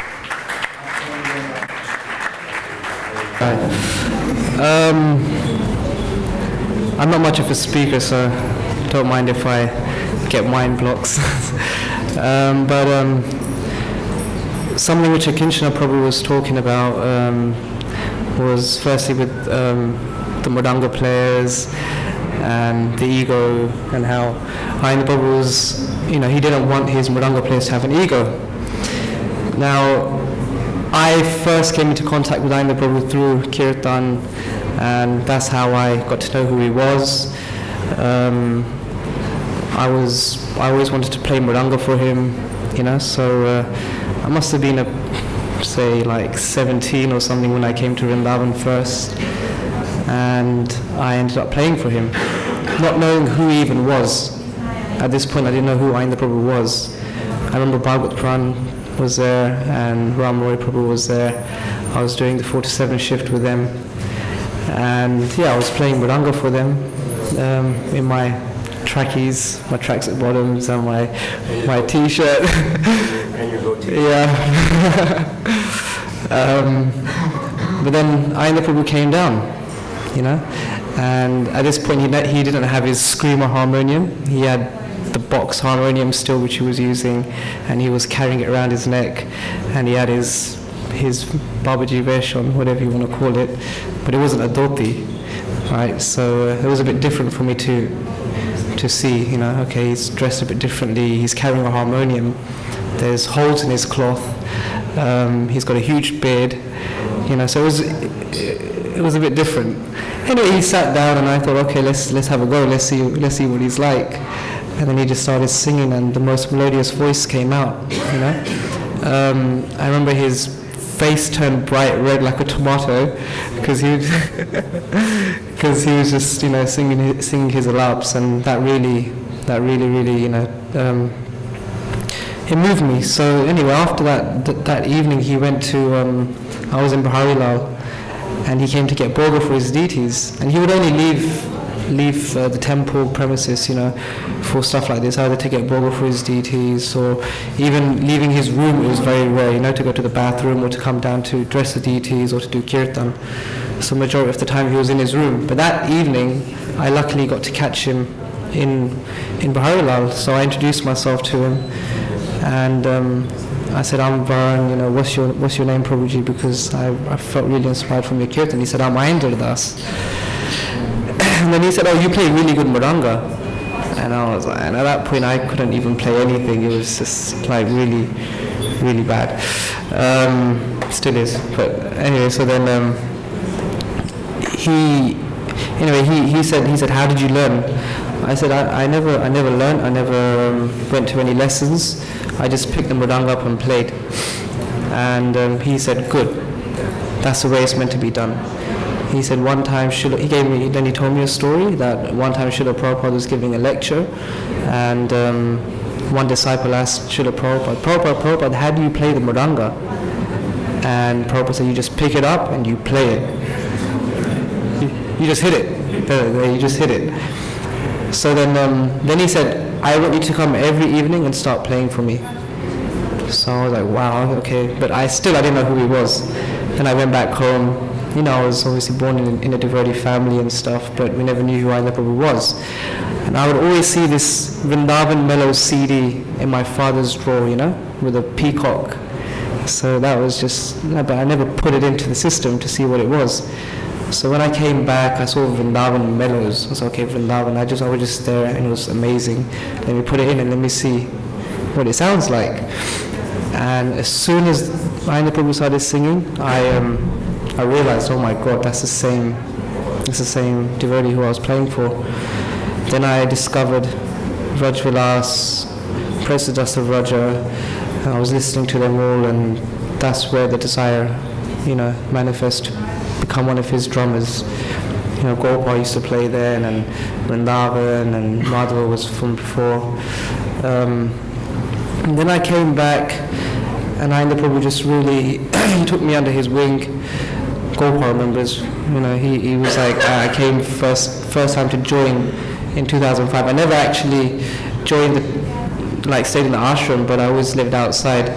And Ayanda Prabhu, he had like a small relationship with my parents. So my parents were really worried because obviously so many Gurukulis come to Vrindavan and they get into the wrong association. They start doing things which you're not meant to do in the Dham. So my parents were very worried.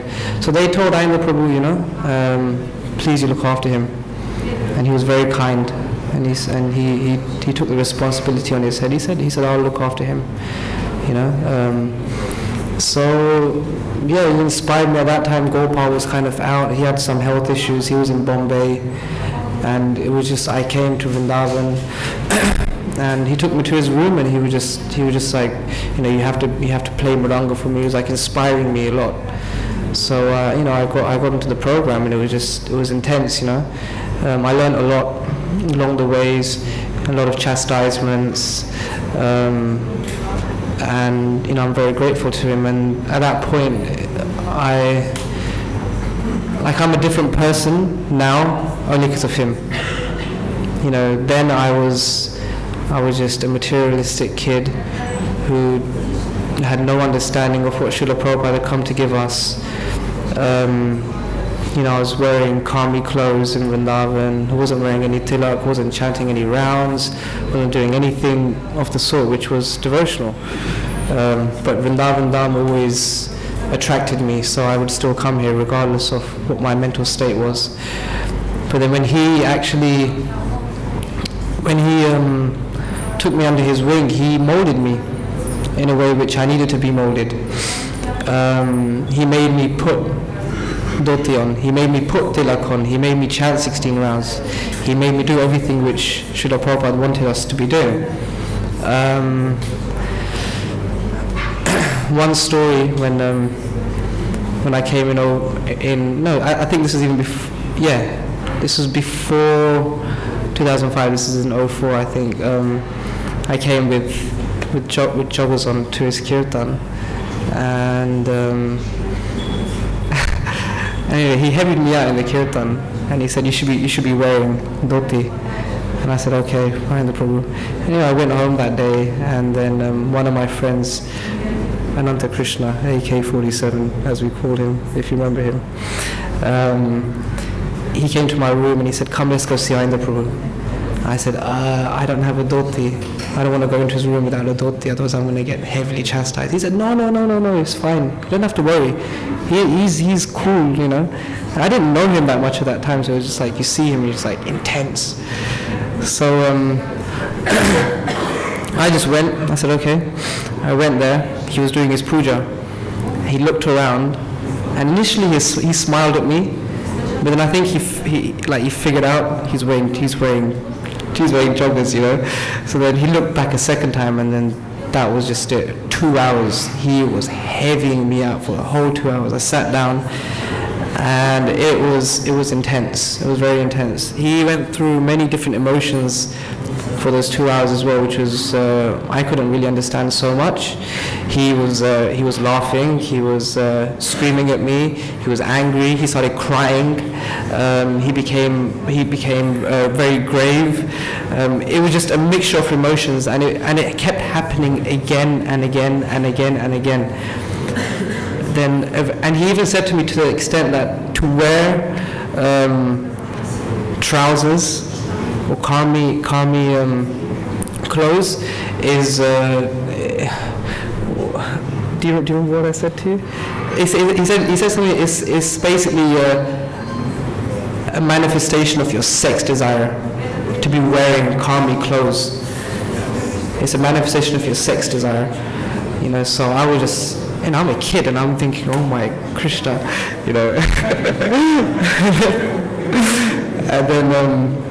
and then he came up to me, and he hit me.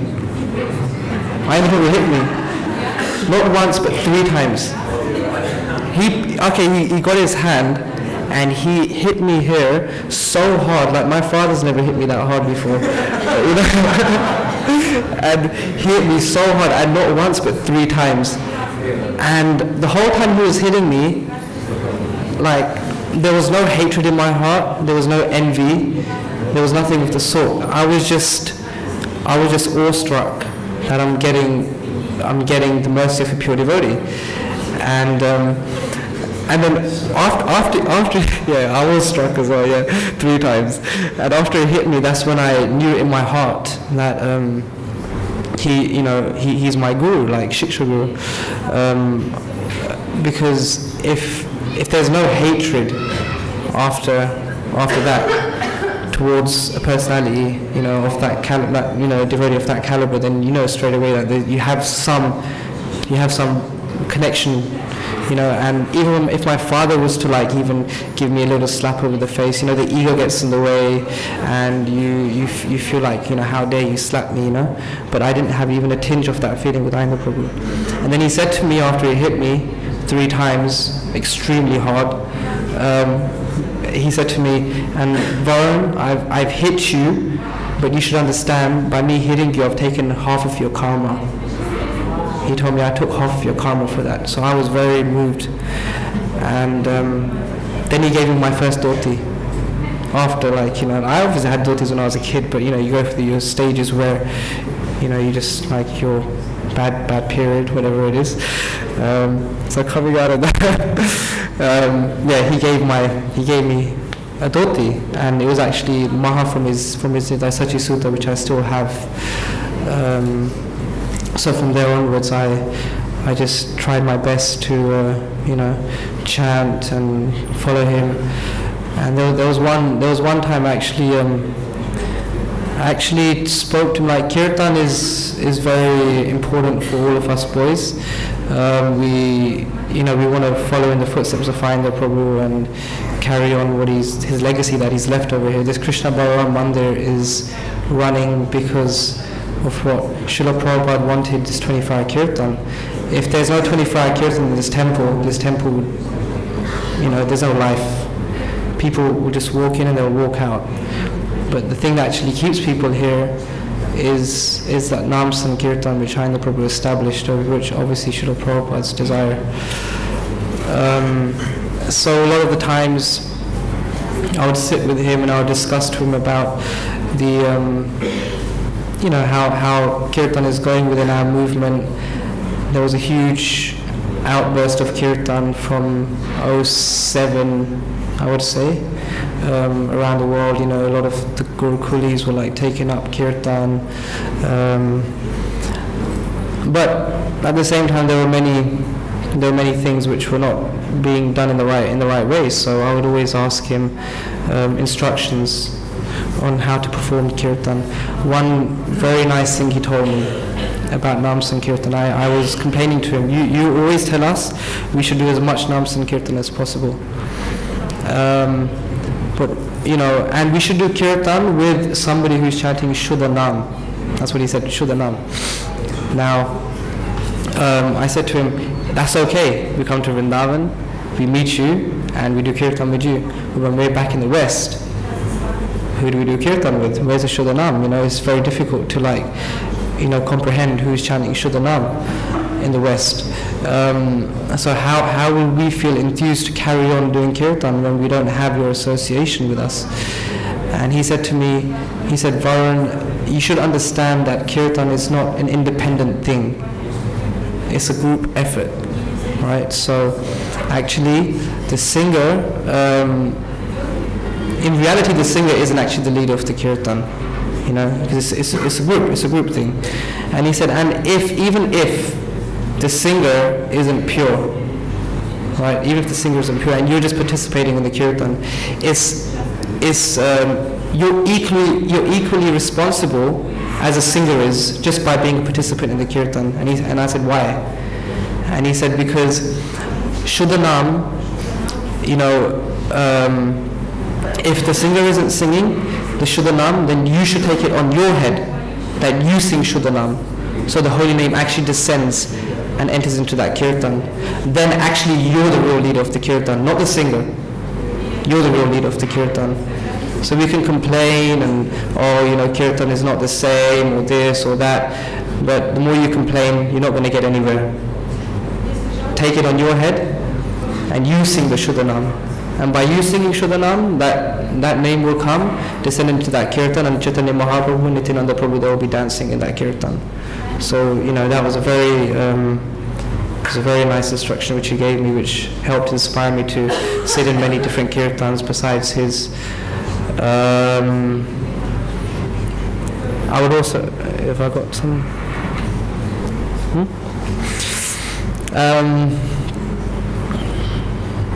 Maybe one more thing I remember I heard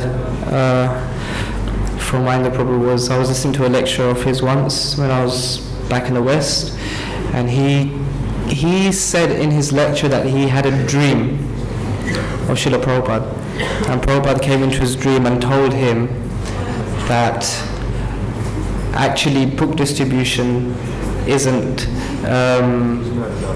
enough.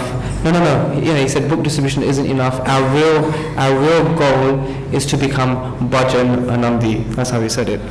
So and he said, and I'm sitting, and in the lecture he said, I'm sitting right in front of Radhe Shyam and Srila Prabhupada. I'm not here to lie about this thing. So I was very taken back by that statement, because obviously a lot of the times, our society, they push forward to be a Goshanandi rather than a Bhajananandi. So, and he made this statement, which Srila Prabhupada told him in a dream.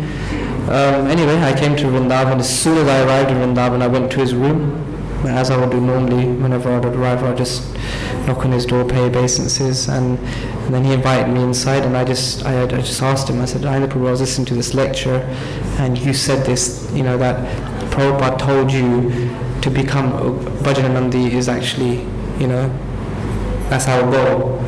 I said, how does that work? And he explained to me that actually, they want to bang on about, to be Goshanandi, it's like you get 1,000 times the bliss than a Bhajananandi gets. So they say to be Goshanandi, you get 1,000 times the bliss. So he said, all these book distributors are going out there and they're distributing the books and stuff. And he also distributed books for how many years? Like many years. 9 years. He was his main book distributor. And the reason he got this dream was because actually he had, while he was book distributing, he desired to start his own Sankirtan party group. And he kind of backed away from the book distribution. He had backed away from the book distribution to start his Sankirtan party, and he had actually slept off ISKCON property for one night at the house of Some airline. who is it? Some airline cargo manager. Yeah, some life. Yeah, it was a life member. Yeah. So he was feeling guilty that I've like, I'm not sleeping on Srila Prabhupada's property. This is the first time I've ever done that, and I'm kind of neglecting my service to Srila Prabhupada, which is book distribution. So in that mood, he went to sleep, and Srila Prabhupada came to him in his dream, and he pacified him. Mahendra Prabhu was crying, he was telling him, Srila Prabhupada, I want to establish this Nam Sankirtan, and I want to get a bus, and I want to get this, trying to telling him with so much enthusiasm. But in the process of telling Srila Prabhupada in the dream, he realized, oh my God, I'm actually neglecting my number one duty to Srila Prabhupada, which is to distribute books. And then he just broke down crying, and then Prabhupada put Mahendra Prabhu's head in his lap, and he patted him on the head, and he said, don't worry, it's okay. You're doing nicely. So because of that, this dream also, Srila Prabhupada had told him that actually our number one thing is to do bhajan. So he was saying that when people go out on the streets, how much anand are they actually feeling when they go out on the streets? and they're in the cold, they're in, and there's this and there's that, there's so many disturbances. He's not trying to say we shouldn't do this, but he's just trying to establish a point about how important bhajan is also.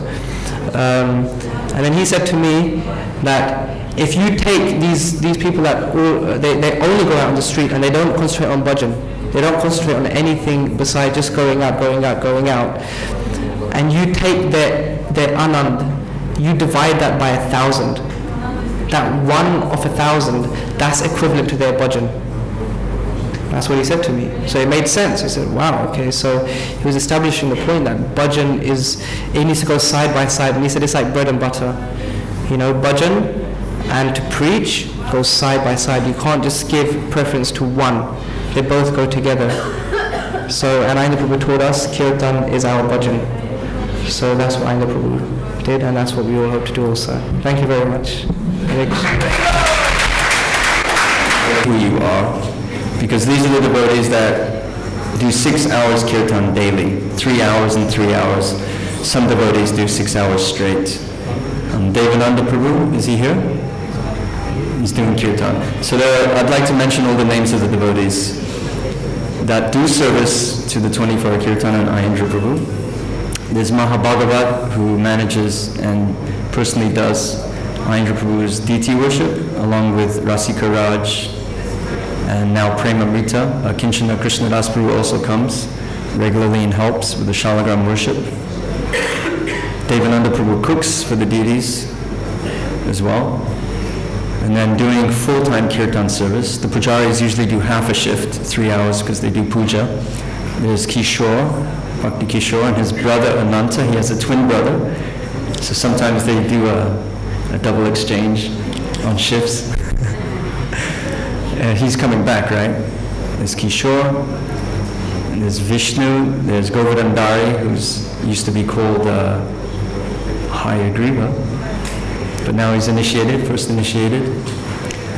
Falgun Priya Prabhu, devotee from Bengal.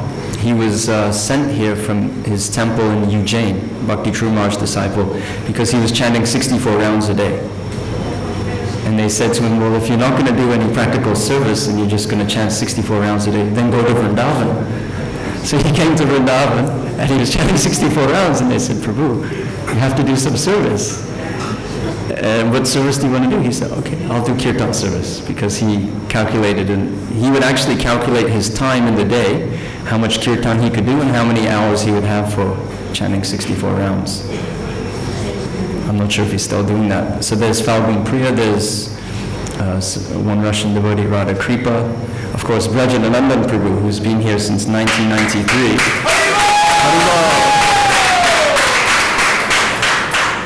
Who distributes books also for 24-hour kirtan. He also makes the announcements for the 10 offenses every morning. Who else do we have in the ashram? Bhakta Ram Chandra, another Russian boy. Boy from Guyana. Hari Bhajan, Lokanath Swami disciple. There's another devotee, Bhakta Sachi Sutta from America, Alacho, Kana's brother. I'm hoping Kana will join one day also. Haribo!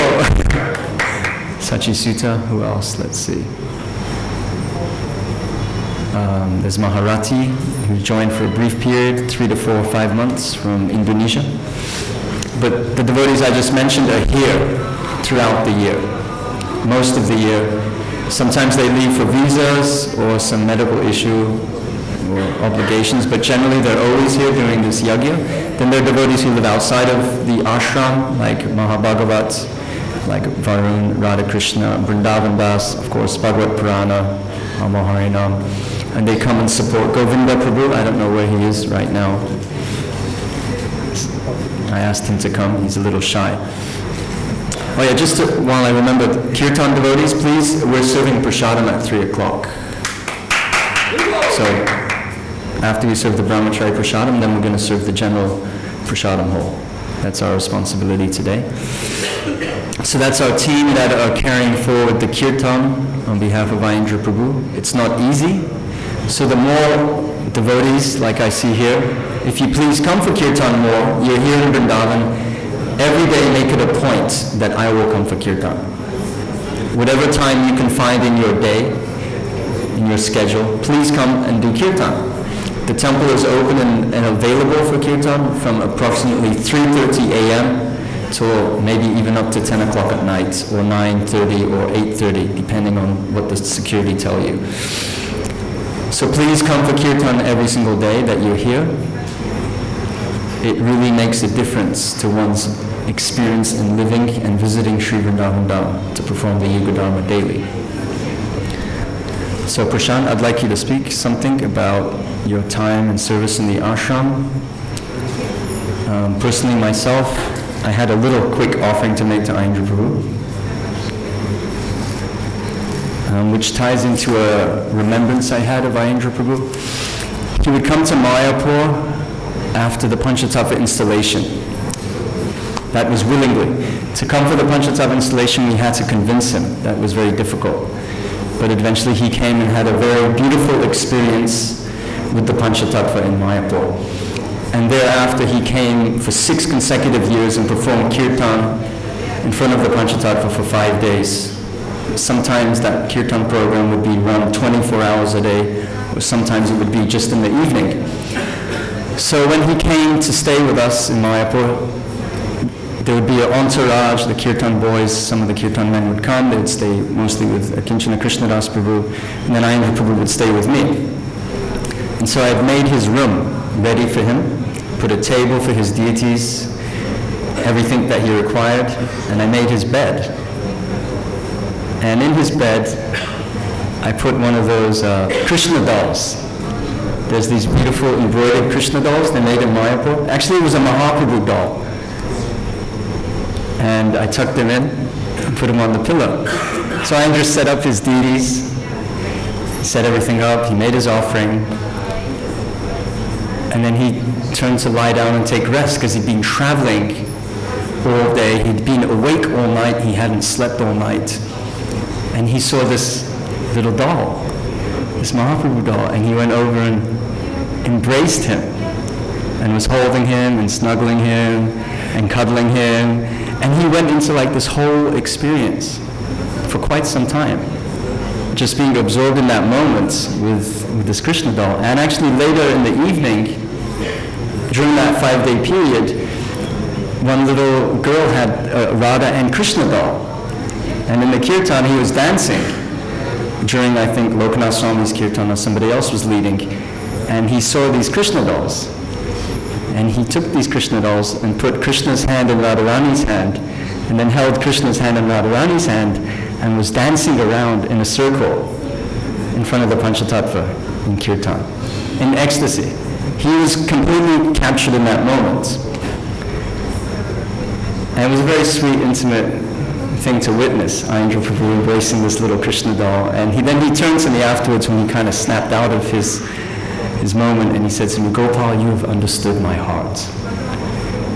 So recently this is my offering to Ayendra Prabhu, I found this little children's storybook. It's called Krishna Loves You. And when I read it, I was immediately reminded of Ayendra Prabhu and his appreciation and love for Krishna. I usually read this to my daughter every night if I get the time. So here it is. Krishna loves you, don't you know? Krishna loves you, don't you know? Krishna loves you, don't you know? Hurry now, don't be slow. Heavy and tired are your wee little eyes. To your toys now say goodbye. Krishna loves you, don't you know? He's right there by your soft pillow. Dancing Krishna jingles into your bed, snuggles up to you and strokes your head. Krishna loves you, don't you know? In his eyes it really shows. Caring Krishna gently kisses you goodnight. He makes everything amazingly all right. Krishna loves you, don't you know? His smiles of sweetness glitter and glow. Twinkle-eyed Krishna watches you dream of strawberries, custard, and ice cream. Krishna loves you, don't you know? His curly locks swish and flow. Laughing Krishna takes away your fears, like a best friend whispering in your... Well, I guess Gopal likes to do this all the time. There's so many things to say actually, but How did you first meet Avirbhava? the first time I met him was in '05 in Mayapur, and since then I fell in love with him, and I just stayed here ever since. But there's so many things to share and like to be inspired by, but like the only thing we should actually be doing is like, if we actually love him and like we say all these nice things, you know, like we should be actually doing what he wanted us to do, which is Nam Sankirtan. Whether it's here in Vrindavan or whenever you guys leave, we should always be doing it because that's what we have. And I would like to say so many things that I experienced with him, but I just can't express it because it's just like, you know, too personal and too... What did he say to you? Because before, you would never shave your head. For some reason, you would always complain to you that you would not shave your head. What was that all about? Yeah, I was really stubborn, like I wouldn't like to shave my head and would come for kirtan with my huge afro or whatever. Back in the day I was like 108 pounds, very big. So yeah, 108 kilos. So he actually, the first time he told me, I was like, no, I also just came and I know what, like, you know, like almost like Varun, like we came at the same time. And I was like, you know, like I was fat and like I was just eating and like actually not coming for kirtan, like just like I wasn't wearing tilak or my long hair, like, but still like, you know, I knew that this was, you know, my thing, like being here in Vrindavan with him. So the first time I shaved, like, because I was a little fat, I looked like a watermelon because my hair is round. So like I came upstairs and like he saw me and then he just raised his hands and said Jai. And I was really happy. Like even I looked like I was still attached to my body or whatever, like the bodily platform. I didn't mind because like I made him happy. And I was making Lord Chaitanya happy, as he said. So there's so many things, but like, yeah, we should focus on that. His real message that we should all engage in the congregational chanting of the holy names. So I think that's it. Actually. Saraswati Deve Gauravani Prasharine Nirvisesha Sunyavadi Pasthatyadeshatarine Jai Shri Krishna Chaitanya Prabhu Nityananda Shri Advaita Gadadhara Shivasari Gaura Bhaktavinda Hare Krishna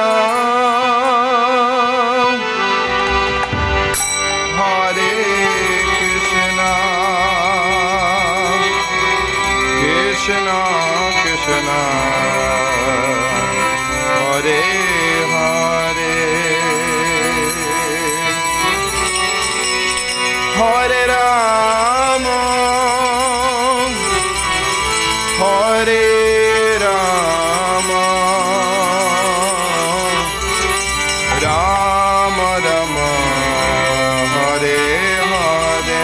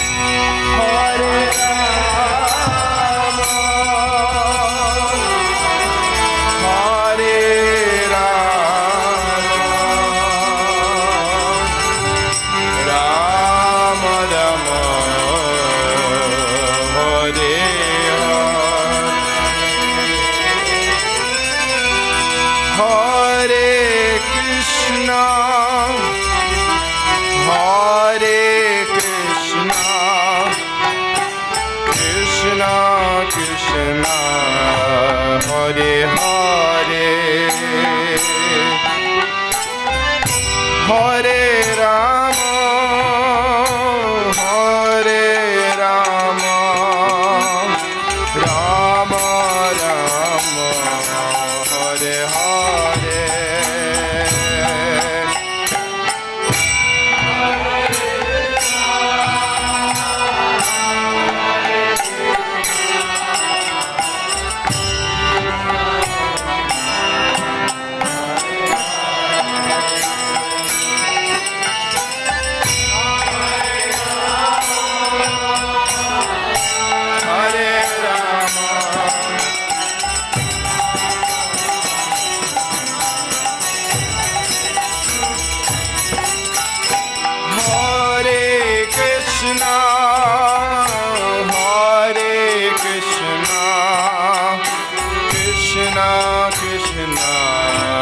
Hare Hare Hare Rama Hare Rama Rama Rama Hare Hare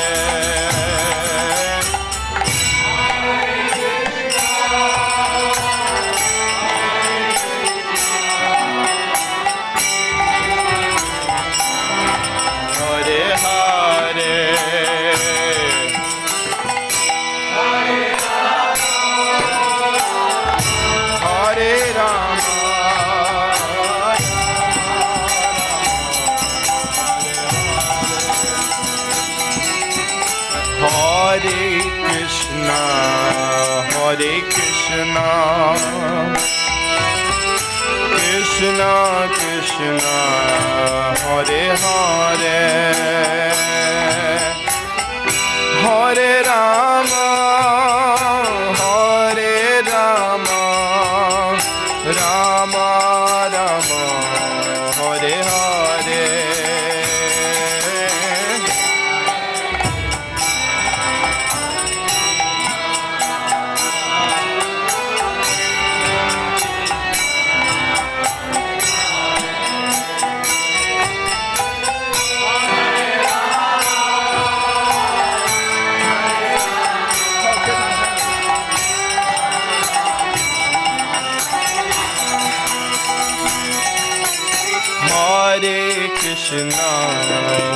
Krishna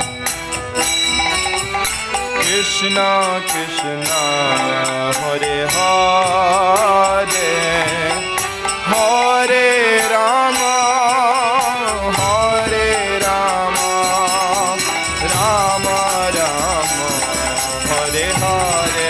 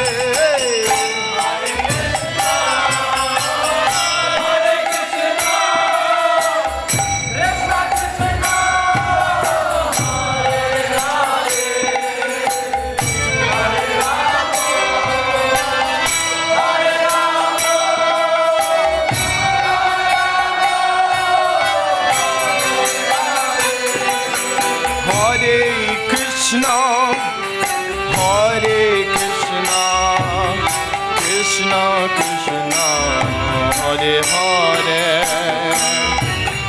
Hare Rama, Hare Rama, Rama Rama, Hare Hare.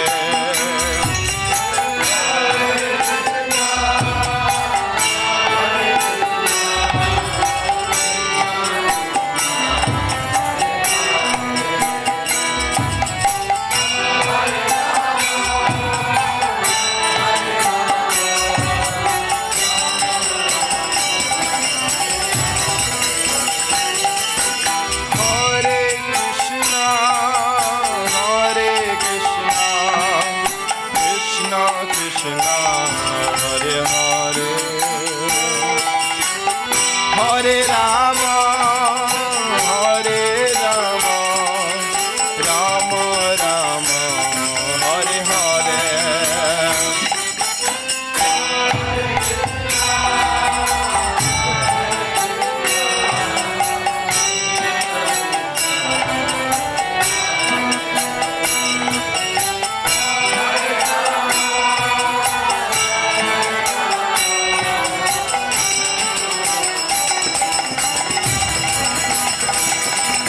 Hare Krishna, Hare Krishna,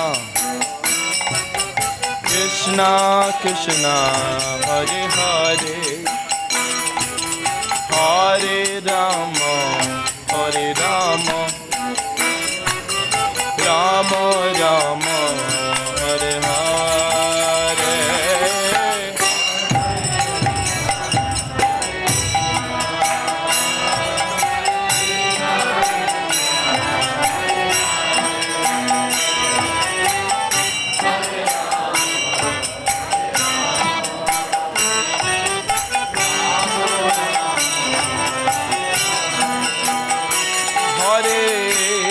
Krishna, Hare Krishna, Krishna Krishna, Hare Hare, Hare Rama, Hare Rama, Rama Rama, Hare Hare.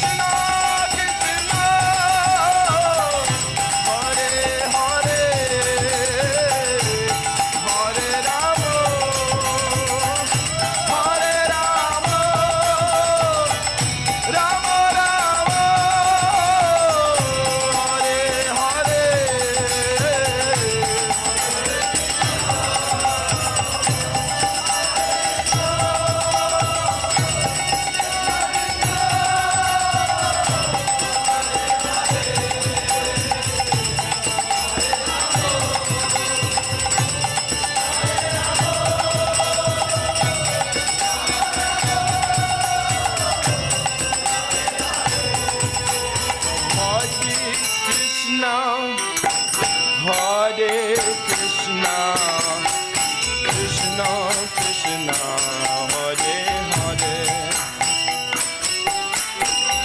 Hare Rama, Hare Rama,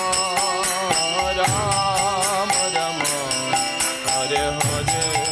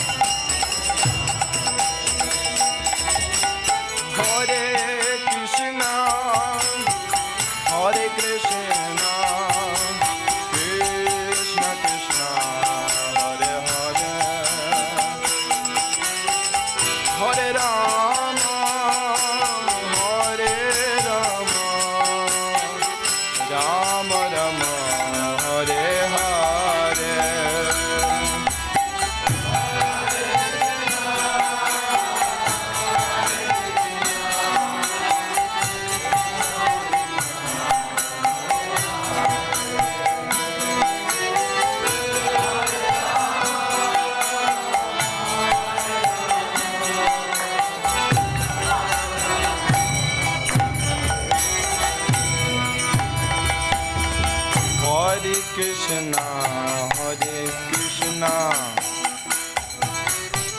Krishna Krishna, Hare Hare,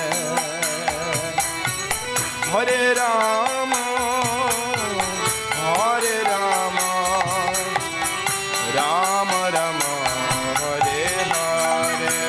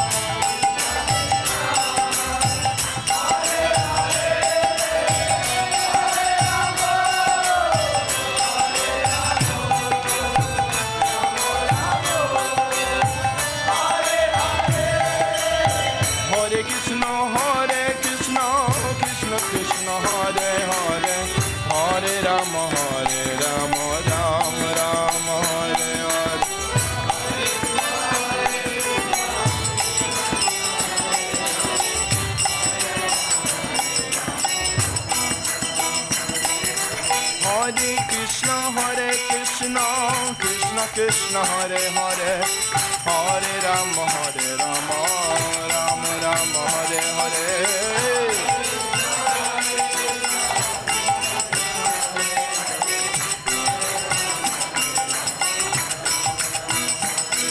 Hare Krishna Krishna Krishna Hare Hare Hare Ram Ram Ram Hare Hare Sripada Andrew Prabhu Ki I'd like to welcome everybody to the 60th Appearance Day celebration of Andrew Prabhu. Andrew Prabhu Ki I'd like to request everyone please come a bit more forward, come closer in, as more devotees may come later. And if you like, you can open the curtains, not the windows, just the curtains because we have the AC on. If you open the curtains, we get some more light. Very well. Thank you. So Radha Madhav Prabhu, thank you very much for arranging a short video presentation. Thank you all very much for coming. We'd like to request Mukunda Datta Prabhu to come forward if you have the time to make your offering. And in the meanwhile, if some of the Kirtan boys, we can move Ayendra Prabhu and Vyasa-san a little bit more central, just a little bit more. Two people can do it.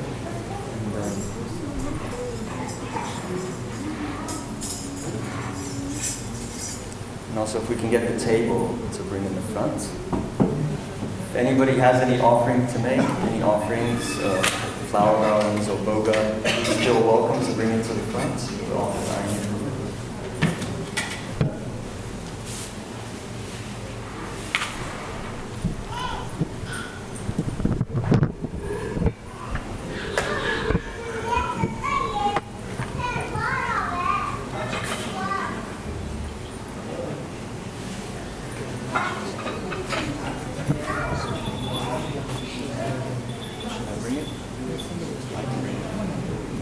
So we have